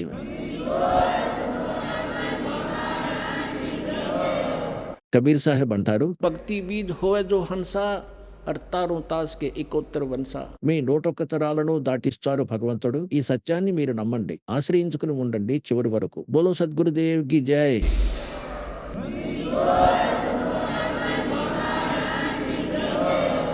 నమస్కారం సార్. నమస్కారం సార్. సార్ మీ పేరేంటి సార్? నా పేరు నీల్మణి దాస్ అండి. నేను ఛత్తీస్గఢ్ జాంజీ చాపా నుంచి వస్తున్నాను. ప్రస్తుతానికి గురుగావ్లో యూఎస్ డిజైనర్ పోస్టింగ్లో పనిచేస్తున్నాను. సార్ మీరు సంత్రాంపాల్జీ మహారాజ్ దగ్గర దీక్ష ఎప్పుడు తీసుకున్నారు? నేను రాంపాల్ మహారాజ్ గారి దీక్ష మే 20, 2014 నుంచి తీసుకున్నాను. సార్ మీరు సంత్రాంపాల్జీ మహారాజ్ దగ్గర దీక్ష తీసుకోకముందు భక్తి మార్గంలో ఏవైనా పాల్గొన్నారా? అవును సార్, నేను ఆశారాం గారితో చేరి ఉన్నాను. ఆశారాం గారి భక్తిని సాధన చేసేవాణ్ణి. ఆల్మోస్ట్ 6 సంవత్సరాలు పట్టింది వారి భక్తి సాధన చేస్తూ. వాళ్ళ భక్తిని చూస్తుంటే చాలా ప్రత్యేక లాభం నాకైతే అనిపించలేదు. కానీ నాలో కొన్ని చెడ్డ అలవాట్లు ఉండేవి. అవి వదిలేశాను. అడ్వాన్స్ లెవెల్లో నాకు ఎలాంటి లాభమూ కలగలేదు. అవును. సో ఖచ్చితంగా ఏ కారణం కోసం సంత్రాంపాల్జీ మహారాజ్ని వెతుక్కుంటూ వచ్చారు? సార్, నేనొక సైన్స్ స్టూడెంట్ని. నేను బాంబేలో ఉన్న ఐఐటిలో నా చదువుని పూర్తి చేశాను. మా అన్నయ్య ముందు నుండే రాంపాల్జీ మహారాజ్ గారిని ఫాలో అయ్యేవాడు. ఎప్పుడూ కూడా వాడికి నాకు ఆర్గ్యుమెంట్ జరుగుతూనే ఉండేది. అన్నా, అసలు నువ్వేం చేస్తున్నావు? ఒక మామూలు మనిషిని భగవంతుడని నువ్వెలా ఆలోచిస్తున్నావు? అలా అని మా అన్నతో నేను ఎప్పుడూ చాలా గొడవ పడుతూ ఉండేవాణ్ణి. ఆశారాంజీ టైంలో కూడా నేను చాలా ఆర్గ్యుమెంట్ చేసేవాణ్ణి. సైన్స్ కన్నా ఇంకో విషయం ఉండదు. అంతేకాకుండా సైన్సే ఎప్పుడూ గొప్పదని నేను అనుకునేవాణ్ణి. దేవుడు అనేవాడు లేడు అలాని నేను నమ్మేవాణ్ణి. అందుకే నేను మా అన్నతో చాలా డిస్కషన్ చేసేవాణ్ణి. నేను రాంపాల్జీ మహారాజ్ గారి ఆశ్రమానికి వెళ్ళాను. అక్కడికి వెళ్ళిన తర్వాతే నాకు ఇదొక ప్రత్యేక స్థలమని అనిపించింది. ఇక్కడ ప్రజలకి ఫ్రీగా భోజనం ఇంకా నివాసం కూడా కల్పించారు. కానీ ఆశారాం గారి ఆశ్రమానికి నేను ముందే వెళ్ళాను. అక్కడ మాత్రం ప్రతిదానికి డబ్బులు కట్టాలి, కూపన్ తీసుకోవాలి. ఆ తర్వాతే నాకు అక్కడ అన్నం పప్పు దొరికింది. అక్కడ ఇటువంటి సిస్టమ్ అయితే నాకు కనిపించలేదు. ధనవంతులందరూ కూడా ముందు వరుసలో కూర్చున్నారు. నేను మాత్రం చాలా వెనక వరుసలో కూర్చున్నాను. నేను చాలా దూరంలో ఉన్నాను కాబట్టి అతను నాకు సరిగా కనిపించలేదు. కానీ ఇక్కడ ప్రజలందరూ చాలా హాయిగా రావడం కనిపిస్తుంది. ఆయన ఆశీర్వాదం తీసుకుంటున్నారు. అప్పుడే నా మనసులో ఒక విషయం తట్టింది. అదేంటంటే అక్కడికి ఇక్కడికి చాలా విషయాలు తేడా ఉన్నాయి. అంతేకాకుండా భక్తిపరంగా నాలో చాలా విషయాలొచ్చాయి. సంత్రాంపాల్జీ మహారాజ్ గారి నుండి నామదీక్ష పొందాను. ఆయన ఆశీస్సులు కూడా దొరికాయి. ఇందులో నాకు ఆశ్చర్యం వేసిన విషయం ఏంటంటే, మీ ఎవ్వరి ఆశ్రమానికి వెళ్ళినా సరే, అది ఆశారాంజీ అయినా, మీరు ఇతర సాధువు అయినా, లేదా తనను తాను సాధువని చెప్పుకున్నా, అక్కడ వాళ్ళు ఇండివిజువల్గా వచ్చి మీకు అస్సలు ఆశీర్వాదం కల్పించరు. రాంపాల్ గారి ఆశ్రమంలో నేను నోటీస్ చేసిన విషయం ఏంటంటే, ఒకరి తర్వాత ఒకరికి పిలిచి మరీ ఆశీస్సులు ఇస్తున్నారు. పైగా తల మీద చేపట్టి ఆశీర్వదిస్తున్నారు. ఇది చాలా గొప్ప విషయం. మామూలు మనిషి అంత పెద్ద స్థానానికి చేరుకుంటే తనని తాను దేవుడు అనుకుంటాడు, తనని తాను గొప్పవాడు అనుకుంటాడు. కానీ ఆయన అలా కాదు. ఆయన్ని చూస్తుంటే నాకైతే నిజంగా అలా అనిపించలేదు. ఆయన దగ్గరికొచ్చి మామూలుగా, చూడు బాబు, నేను నీ గురువుని. నేను ఎలా అయితే ఈ స్థానానికి వచ్చానో నువ్వు కూడా అలా రాగలవు. నీ జీవితంలో ఉన్న కష్టాలు, దుఃఖాలు వీటన్నిటినీ కూడా నేను తొలగించగలను. అలా ఆయన చెప్పిన తర్వాత అప్పుడే నేను ఒక విషయం నిర్ణయించుకున్నాను. ఖచ్చితంగా ఇతనే మన గురువు. నేను ఈయన దగ్గరే దీక్ష తీసుకోవాలనుకున్నాను. సార్ మీరేమో సైన్స్ ని నమ్మే వ్యక్తి, అలా ఉంటూ సంత్రాంపాల్జీ మహారాజ్ దగ్గర దీక్ష తీసుకున్నారు. మీ క్వాలిఫికేషన్ ఏంటి? మీరు చేస్తున్న పనేంటి? ఆ విషయాలు మేము తెలుసుకోవచ్చా? అంటే నా qualification national institute of fashion టెక్నాలజీలో బ్యాచిలర్ ఇన్ డిజైన్ టెక్స్టైల్లో డిగ్రీ తీసుకున్నాను. ఇకపోతే మీరు షారూఖ్ ఖాన్ ఇంకా అభినేత పేర్లు ఖచ్చితంగా మీరందరూ వినే ఉంటారు. వాళ్ళ ఇంట్లో ఉన్న ఇంటీరియర్ డిజైన్ చేశాను. ఇది ఇండియా టుడే ఆర్టికల్లో పబ్లిష్ అయింది. మీరు నీల్ మణి అన్న నా పేరుని ఇండియా టుడే ఆర్టికల్లో టైప్ చేసి చూస్తే నా పేరు ఉంటుంది, టాప్ ఆర్టికల్లో నా పేరు ఉంటుంది. అలాగే ఇకపోతే షారూఖ్ ఖాన్ గారి ఇంట్లో ఇంటీరియర్ డిజైన్ చేసిన తర్వాత పెద్ద పెద్ద డిజైనర్స్తో కలిసి పనిచేసే అవకాశం దొరికింది. మనీష్ అరోరా ఇంకా కరణ్ జోహర్ వాళ్ళతో కలిసి పనిచేసే అవకాశం కూడా దొరికింది. ఇవన్నీ కూడా నేను చేసిన చిన్న చిన్న అచీవ్మెంట్స్ అని చెప్తాను. ఇవన్నీ నాకు నచ్చే చేశాను. మాస్టర్ డిగ్రీ కూడా చేద్దాం అనుకున్నాను. మాస్టర్ డిగ్రీకి సంబంధించి ఐఐటి బాంబేలో నేను ఎగ్జామ్ కూడా రాశాను. ఫస్ట్ టైం ఎగ్జామ్ రాసినప్పుడు నాకు దొరకలేదు, సెలెక్ట్ అవ్వలేదు. ఐఐటి గవాజీలో దొరికింది. అక్కడ తప్ప ఇంకెక్కడా దొరకలేదు. కానీ రెండోసారి ఐఐటి బాంబేలోనే దొరికింది. అందులో ఆల్ ఇండియా ర్యాంక్ 27 నాకు దొరికింది. ఐఐటి బాంబేలో నేను ఇండస్ట్రియల్ డిజైన్ చేశాను. అందులో స్పెసిఫిక్గా అసలైన విషయం ఏంటంటే హ్యూమన్ కంప్యూటర్ ఇంటరాక్షన్ స్పెషలైజేషన్. అది చేసిన తర్వాత 2వ డిగ్రీ తీసుకున్నాను. నా అదృష్టం ఏంటంటే ఒక అమెరికన్ కంపెనీ పేరు థాట్ వర్క్స్, అక్కడ నేను యూఎక్స్ స్పెషలిస్ట్గా పనిచేశాను. సో ఆ విధంగా మాస్టర్ డిగ్రీ ఐఐటి బాంబేలో చదివాను. ఆల్ ఇండియా లెవెల్లో నాకు 27th ర్యాంకు వచ్చింది. ఐఐటి బాంబేలో నాకు గోల్డ్ మెడల్ కూడా వచ్చింది. అంటే ఫైనల్ ఇయర్లో ఒక ప్రాజెక్ట్ని సబ్మిట్ చేయాల్సి ఉంటుంది. అది సబ్మిట్ చేస్తే గోల్డ్ మెడల్ వస్తుంది. నేను చేశాను కాబట్టి బెస్ట్ అవార్డు కూడా వచ్చింది. అలాగే సంత్రాపాల్జీ మహారాజ్ వల్ల నాకు ఐఐటి బాంబేలో సీట్ వచ్చింది. నేను సెలెక్ట్ అయ్యాను కూడా. ఐఐటి అంటే చాలా గొప్ప విషయం. అందులో చదువుకోవడానికి చాలా మంది స్టూడెంట్స్ ఎదురు చూస్తారు. ఎలాగైనా సీటు సంపాదించాలనుకుంటారు, జాయిన్ అయిపోవాలనుకుంటారు. కానీ సంత్రాంపాల్జీ ఆశీర్వాదం ఉన్నందువల్ల నాకు అందులో సీట్ వచ్చింది. నేను అక్కడికెళ్ళి చదివాను. సార్, ఇంకో ముఖ్యమైన విషయం నేను మీకు చెప్పాలనుకుంటున్నాను. సంత్రాంపాల్జీ మహారాజ్ దగ్గరికి నేను వెళ్ళాను. అది కూడా 2013లో నేను ఒకసారి ఆశ్రమానికి వెళ్ళాను. మా అన్నయ్య వెళ్ళమని నన్ను అక్కడికి పంపించాడు. వెళ్ళి చూడు, నీకు నచ్చిందంటే నువ్వు దీక్ష తీసుకో అని చెప్పాడు. అప్పుడే నేను మా అన్నకి ఒక విషయం చెప్పాను. ఒకవేళ నాకు ఐఐటి బాంబేలో సీటు గనక దొరికిందంటే నేను ఖచ్చితంగా అక్కడికొచ్చి దీక్ష తీసుకుంటాను. ఆ రోజు నుంచి అతనే నా దేవుడు. అలాగే నేను సంత్రాంపాల్జీ మహారాజ్ గారి దగ్గర ఈ విషయం గురించి ఆ రోజు మాట్లాడడం కూడా జరిగింది. నేను ఆయనకి చెప్పాను, ఐఐటి బాంబేలో నాకు అడ్మిషన్ దొరకాలని నేను ఎదురు చూస్తున్నాను. ఆయన వెంటనే ఆశీర్వాదం ఇచ్చి అన్నారు అవుతుందని. తర్వాత నాకు సీటు దొరికింది. దీనికంటే గొప్ప విషయం ఇంకోటి ఉంటుందా చెప్పండి? నీల్మణి గారు, మీరు ఐఐటి ముంబైలో మీ చదువును పూర్తి చేశారు. అక్కడ మీరు గోల్డ్ మెడలిస్ట్ స్టూడెంట్గా పేరు పొందారు.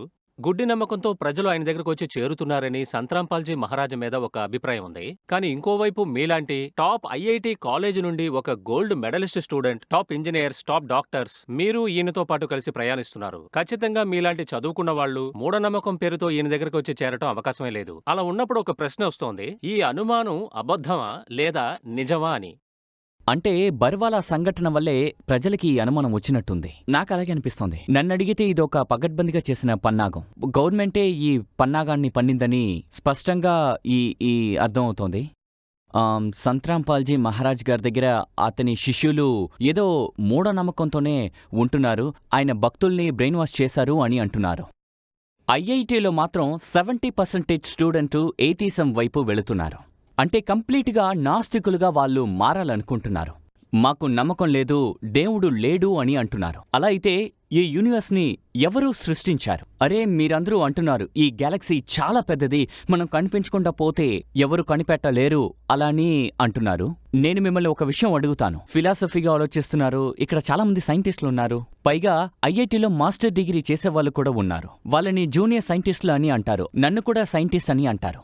అలా ఆ యూనివర్సిటీలో ఉండేటువంటి చదువుతున్న చిన్న వయసులో ఉన్న స్టూడెంట్స్ని పిలిచి అడిగితే మాకు దేవుడు నమ్మకం లేదు, దేవుడు అనేవాడు లేడు అలా అని వాళ్ళు అంటున్నారు. అక్కడ నివసిస్తున్న వాళ్ళకి అలాగే స్టూడెంట్స్కి దేవుడు నమ్మకం అస్సలు లేదు. కానీ ఇంకోవైపు సంత్రాంపాల్జీ మహారాజ్ చాలా అందంగా ఒక్క విషయాన్ని అర్థమయ్యేలా మనకి చెప్తున్నారు. వేదం గురించి, శాస్త్రం గురించి స్పష్టంగా వివరిస్తున్నారు. అది అందరికీ అర్థమయ్యేలా ఉంది. దీని ద్వారా భగవంతుడి గురించి మనం అర్థం చేసుకోగలము. భగవంతుడు ఎవరని తెలియచేస్తున్నారు. ఏ దేవుణ్ణి మనం పూజించాలని కూడా మనకి చెప్తున్నారు. అలాగే పూజించే మార్గాన్ని వివరిస్తున్నారు. గురు ఎవరు, అతన్ని ఎలా ఎంపిక చేసుకోవాలని కూడా చెప్తున్నారు. కానీ ఇందులో ఇంకో విషయం కూడా ఉంది. మిగతా మతానికి చెందిన గురువులు దీన్ని స్వీకరించరు. చాలా ప్రయత్నాలు ఇతనికి వ్యతిరేకంగా ఇప్పటికీ జరుగుతున్నాయి. ఇక్కడ జరుగుతున్న ఈ ప్రచారాన్ని ఆపడానికి చాలా మంది ప్రయత్నిస్తున్నారు. దీనికోసం పన్నాగం పన్ని దీన్ని ఎలాగైనా సరే ఆపాలని కంకణం కట్టుకుని తిరుగుతున్నారు. మీరు రాయగలరు, చదవగలరు, సైన్స్ నాలెడ్జ్ కూడా ఉంది, మెటాఫిజిక్స్ కూడా చదివారు. ఖచ్చితంగా ఆధ్యాత్మిక మీద నమ్మకం ఉందని మీకు అనిపిస్తే మీరే పుస్తకాన్ని ఓపెన్ చేయండి. మీరు భగవద్గీతని చదవండి, అలాగే 4 వేదాల్ని చదవండి. సంత్రాంపాల్జీ మహారాజ్ గారు ప్రవచనాల్లో ఈ విషయం గురించి మనకి తెలియజేస్తారు. దాన్ని అర్థం చేసుకోవడానికి ప్రయత్నించండి. మీలో ఖచ్చితంగా మార్పు వస్తుంది. మీ జీవితం మారుతుంది. మీరు గ్రహించగలుగుతారు. నీల్మలి గారు, మీరొక హైలీ ఎడ్యుకేటెడ్ పర్సన్. మీకు ఈ విషయాలన్నీ బానే తెలుసుంటుంది. ప్రజలు యాత్రకు వెళ్తున్నారు, గురువుల్ని గుర్తించి దేవుడుగా ప్రార్థిస్తున్నారు. ఇండియాలో ఉన్న టాప్ హాస్పిటల్స్, విదేశాల్లో ఉన్న హాస్పిటల్స్ మీకున్న వ్యాధి నయం చేయలేవని చెప్పేశారు. సరిచేయడం కుదరదన్నారు. ప్రూఫులతో సహా వాళ్ళు రికార్డ్స్ లో చూపించేశారు. సంత్రాంపాల్జీ మహారాజ్ ఆ వ్యాధుల్ని నయం చేస్తున్నారు. ఇది ఎలా సాధ్యమవుతోంది? నాకేమనిపిస్తుందంటే ప్రపంచవ్యాప్తంగా ఎన్నో వ్యాధులొస్తున్నాయి. డాక్టర్లు చూసి దీన్ని నయం చేయలేమని కూడా చెప్తున్నారు. పాసిబుల్ లేదని కూడా చెప్పేస్తున్నారు. ఎగ్జాంపుల్కి నన్నే తీసుకోండి. నాకు లంగ్స్లో ఒక ప్రాబ్లం ఉండేది. ఎప్పుడు కూడా నా జోబులో ఇన్హేలర్ ఉండేది. నేను చాలామంది డాక్టర్స్ని కలిశాను. నేను బ్యాచిలర్ డిగ్రీ చేస్తున్న ఆ సమయంలో ఢిల్లీలో ఎటు చూసినా పొల్యూషనే. అప్పుడు శ్వాస తీసుకోవడానికి కూడా ఇబ్బంది పడేవాణ్ణి. ఏం చేయాలో అర్థం కాక నేను మా అన్న దగ్గరికి వెళ్ళి, అన్నయ్య ఇలా ఉంది, ఏం చేయాలని అడిగాను. నేను డాక్టర్ దగ్గరికి వెళ్ళి ట్రీట్మెంట్ తీసుకున్నాను. అయినా మనం ఎందుకు ప్రయత్నించకూడదు? సంత్రాంపాల్జీ మహారాజ్ గారి దగ్గరికి వెళ్దాం అనుకున్నాను. ఆయన్ని తలుచుకుని ప్రార్థన చేశాను. నా జబ్బు నయమైపోయింది. నయం అవ్వడానికి టైం పడుతుందని డాక్టర్స్ చెప్పారు. అంటే ఇన్హేలర్ వాడండి, మాత్రలు వేసుకోండని ఆయన చెప్తూ ఉండేవారు. కానీ ఆశ్చర్యం ఏంటంటే వాటిని వాడే అవకాశం మళ్ళీ నాకు దొరకలేదు. సంత్రాంపాల్జీ మహారాజ్ గారికి ఉన్న కరుణ ఎలాంటిదంటే నేను మళ్ళీ మాత్రని అస్సలు ముట్టుకోలేదు. సంత్రాంపాల్జీ మహారాజ్ గారు మీకొక మంత్రం నేర్పిస్తారు. మీరు ఆ మంత్రం మరియు సాధనను సరైన విధంగా జపించడం ప్రారంభిస్తే అది ఆటోమేటిక్గా మీ శరీరంలో ఎన్ని రోగాలున్నా సరే మెల్లమెల్లగా పూర్తిగా నయమైపోతాయి. ఐఐటీలో నాతో పాటు కలిసి చదువుకున్న ఫ్రెండ్స్ చాలామంది నాకున్నారు. వాళ్ళేమన్నారంటే అగరబత్తులు వెలిగించి పూజలు అది ఇదని ఏదోటి అంటారు. కానీ నేను నియంత్రం సంత్రాంపాల్జీ మహారాజ్ గారు చెప్పిందే చేస్తాను. వాళ్ళు నన్ను చూసి ఆశ్చర్యపోతారు.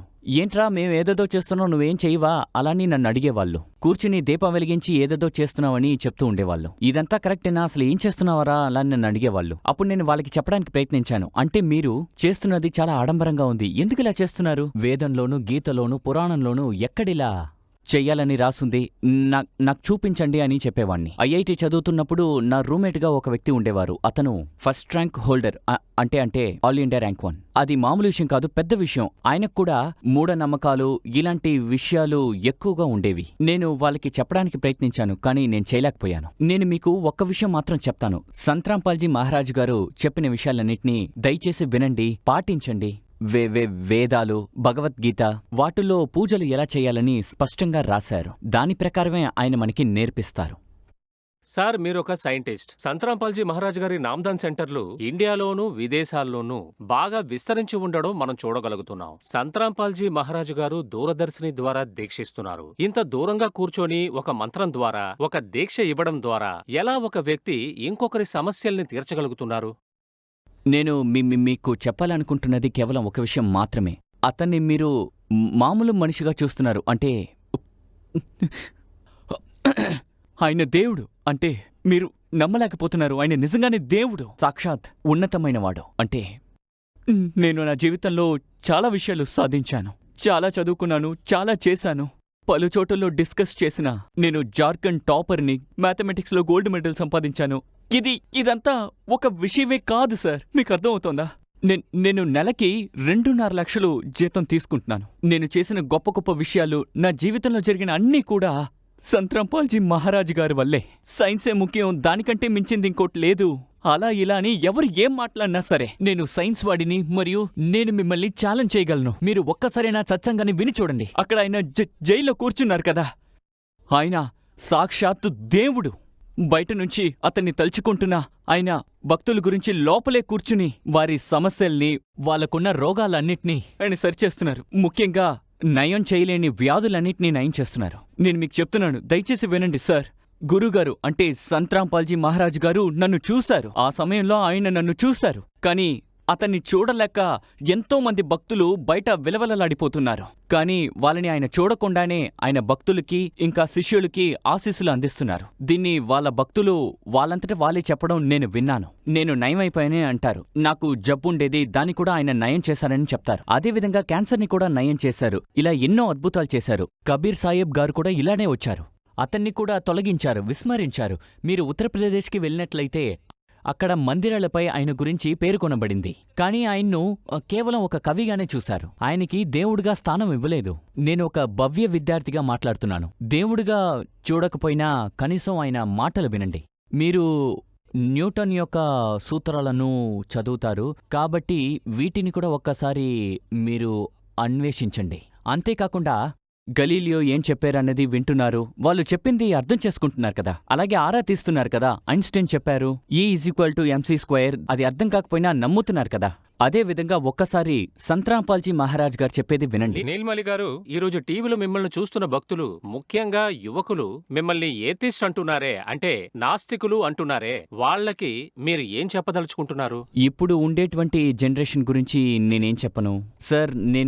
నేను చెప్పేదేంటంటే వాళ్ళ థాట్ ప్రాసెస్ ఏంటి, ఫిలాసఫీ ఏంటో అర్థం కాల. దేవుడి మీద నమ్మకం లేదు. తల్లిదండ్రుల్ని పట్టించుకోవడం మర్చిపోయారు. 24 గంటలు ఫోన్ చూడడం, టిక్టాక్లో వీడియోలు అప్లోడ్ చేయడం, ఇదే పని. ముఖ్యంగా చెప్పాలంటే సమాజాన్ని పాడు చేసే పనులివి. కేవలం ఒక్కసారి మీరు ఇక్కడికి వచ్చి చూడండి. సంత్రాంపాల్జీ మహారాజ్ గారి ఆశ్రమానికి రండి. సార్, మీకు ఒక్క విషయం చెప్పాలనుకుంటున్నాను. సంత్రాంపాల్జీ మహారాజ్ గారి ఆశ్రమానికి రండి. ఆయన చెప్పేది వినండి. లేదంటే టీవీలో వస్తుంది, దాన్ని చూడండి. టీవీలో నంబర్ కనిపిస్తుంది, ఆ నంబర్కి కాంటాక్ట్ చేయండి. వాళ్ళతో మాట్లాడండి. మీ దగ్గరలో ఉన్న నామ్దాన్ సెంటర్ ఎక్కడుందో వాళ్ళు చెప్తారు. అక్కడికి వెళ్ళి ఆయన గురించి మీరు పూర్తిగా తెలుసుకోవచ్చు. అక్కడ డీటెయిల్స్ మీకు దొరుకుతాయి. ఉచితంగా పుస్తకం కూడా ఆర్డర్ చేసుకోవచ్చు. ఆ పుస్తకాన్ని పూర్తిగా చదవండి. ప్రతి విషయాన్ని సరిపోల్చండి. బుక్ టు బుక్ అర్థం అయ్యేంత వరకు చదవండి. అర్థమైన తర్వాత మీరు నామ ఉపదేశం తీసుకోవచ్చు. ధన్యవాదాలయ్యా. సత్ సాహిబ్జీ.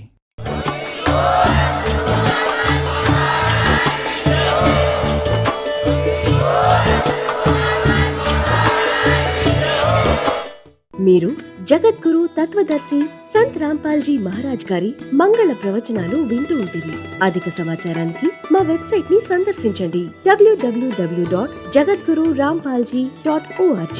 సంత్ రాంపాల్ గారి మంగళ ఆశీర్వాదంతో విశ్వమంతటా 500కు పైగా నామదీక్షా కేంద్రాలున్నాయి. అందులో సంత్ రాంపాల్ గారు ఆన్లైన్ ఉచిత నామదీక్ష ఇస్తున్నారు. మీ సమీప నామదీక్ష కేంద్రం యొక్క చిరునామా తెలుసుకోవడానికి సంప్రదించండి 9886788754.